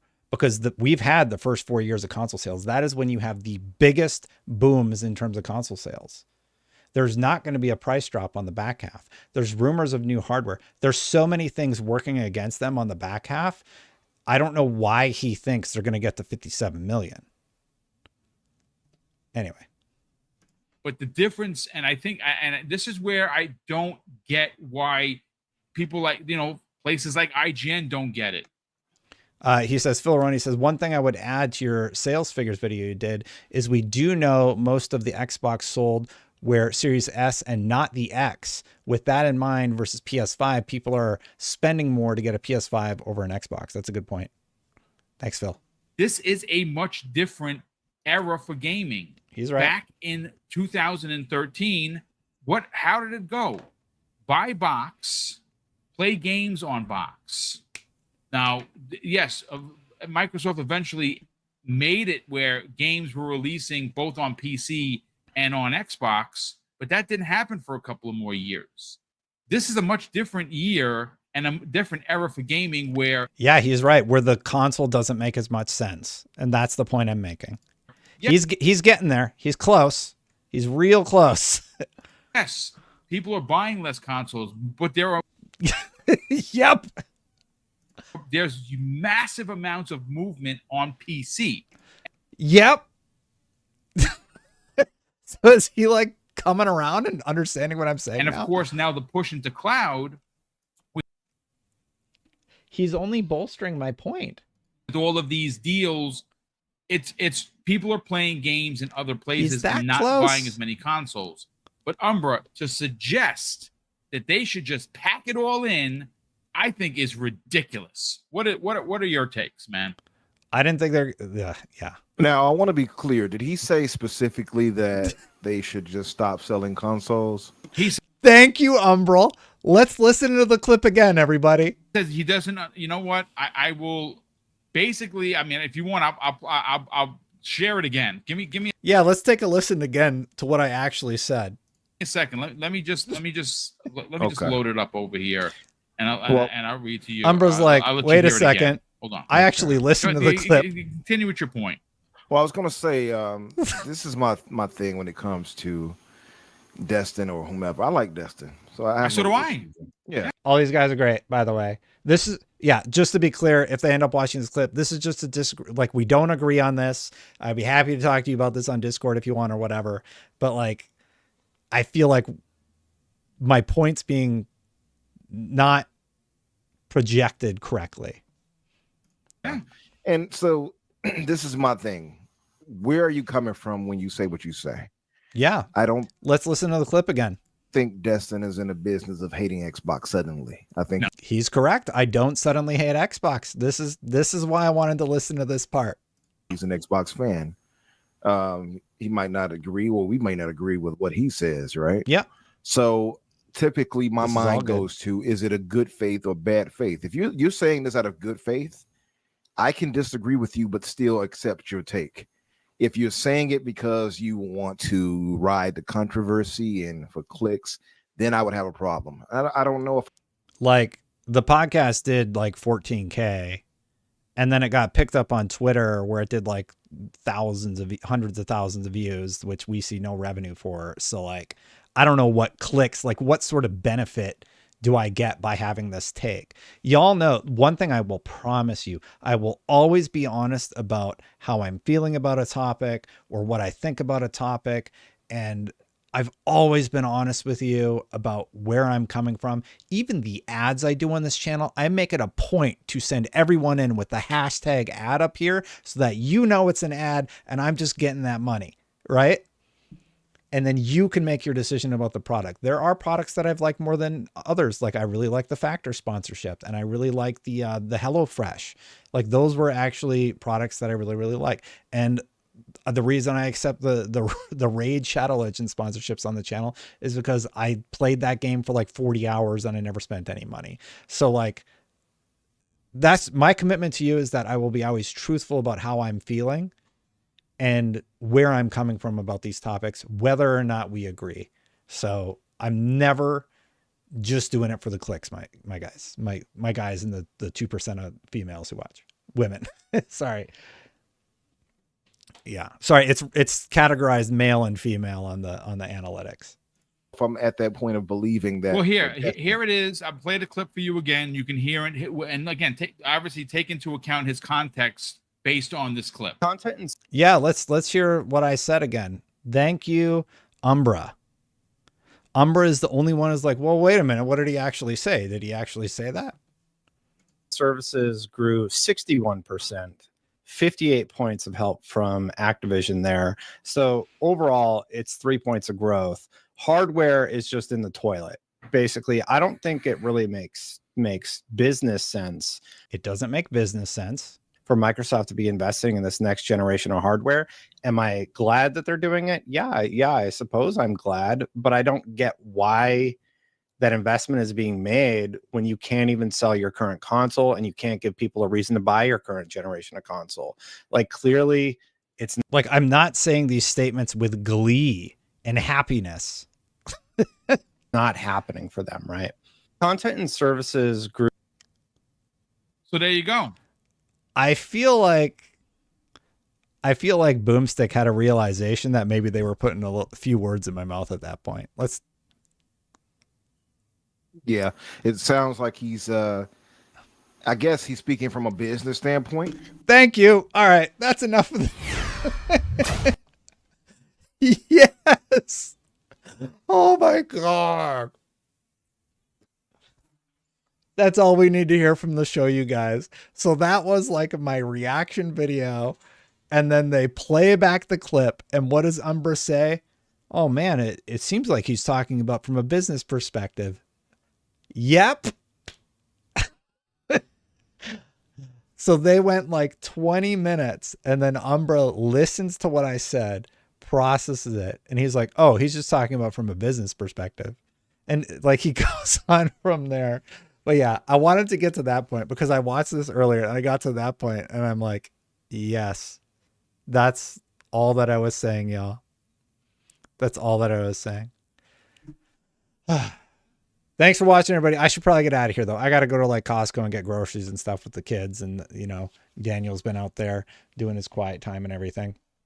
So I got to go, everybody. Thank you so much for watching. Hit that subscribe button. Hit that bell so when my content goes live. Thank you, everybody, for hanging out. I really, really enjoyed the heck out of having a good time with the Iron Lords podcast, where we had a very open and frank conversation about what was going on, and that was great. And no disrespect to the Boomstick or any of these people on here. I think it's great that they're thinking about this and having a conversation about this also, because I do think if you actually look at what I'm trying to discuss here, I'm trying to just have an earnest conversation about where they are. Kendrick says, this is why I disagree. If Xbox only sells 30 million Xboxes, 20 million of those users get Game Pass. That's over $4 billion a year.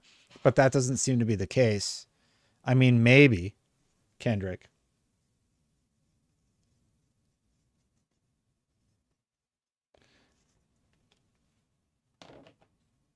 That is one element. That is a very strong argument for them to keep making the hardware. If that is where all the Game Pass subs are, that is a very strong argument for them to keep making it.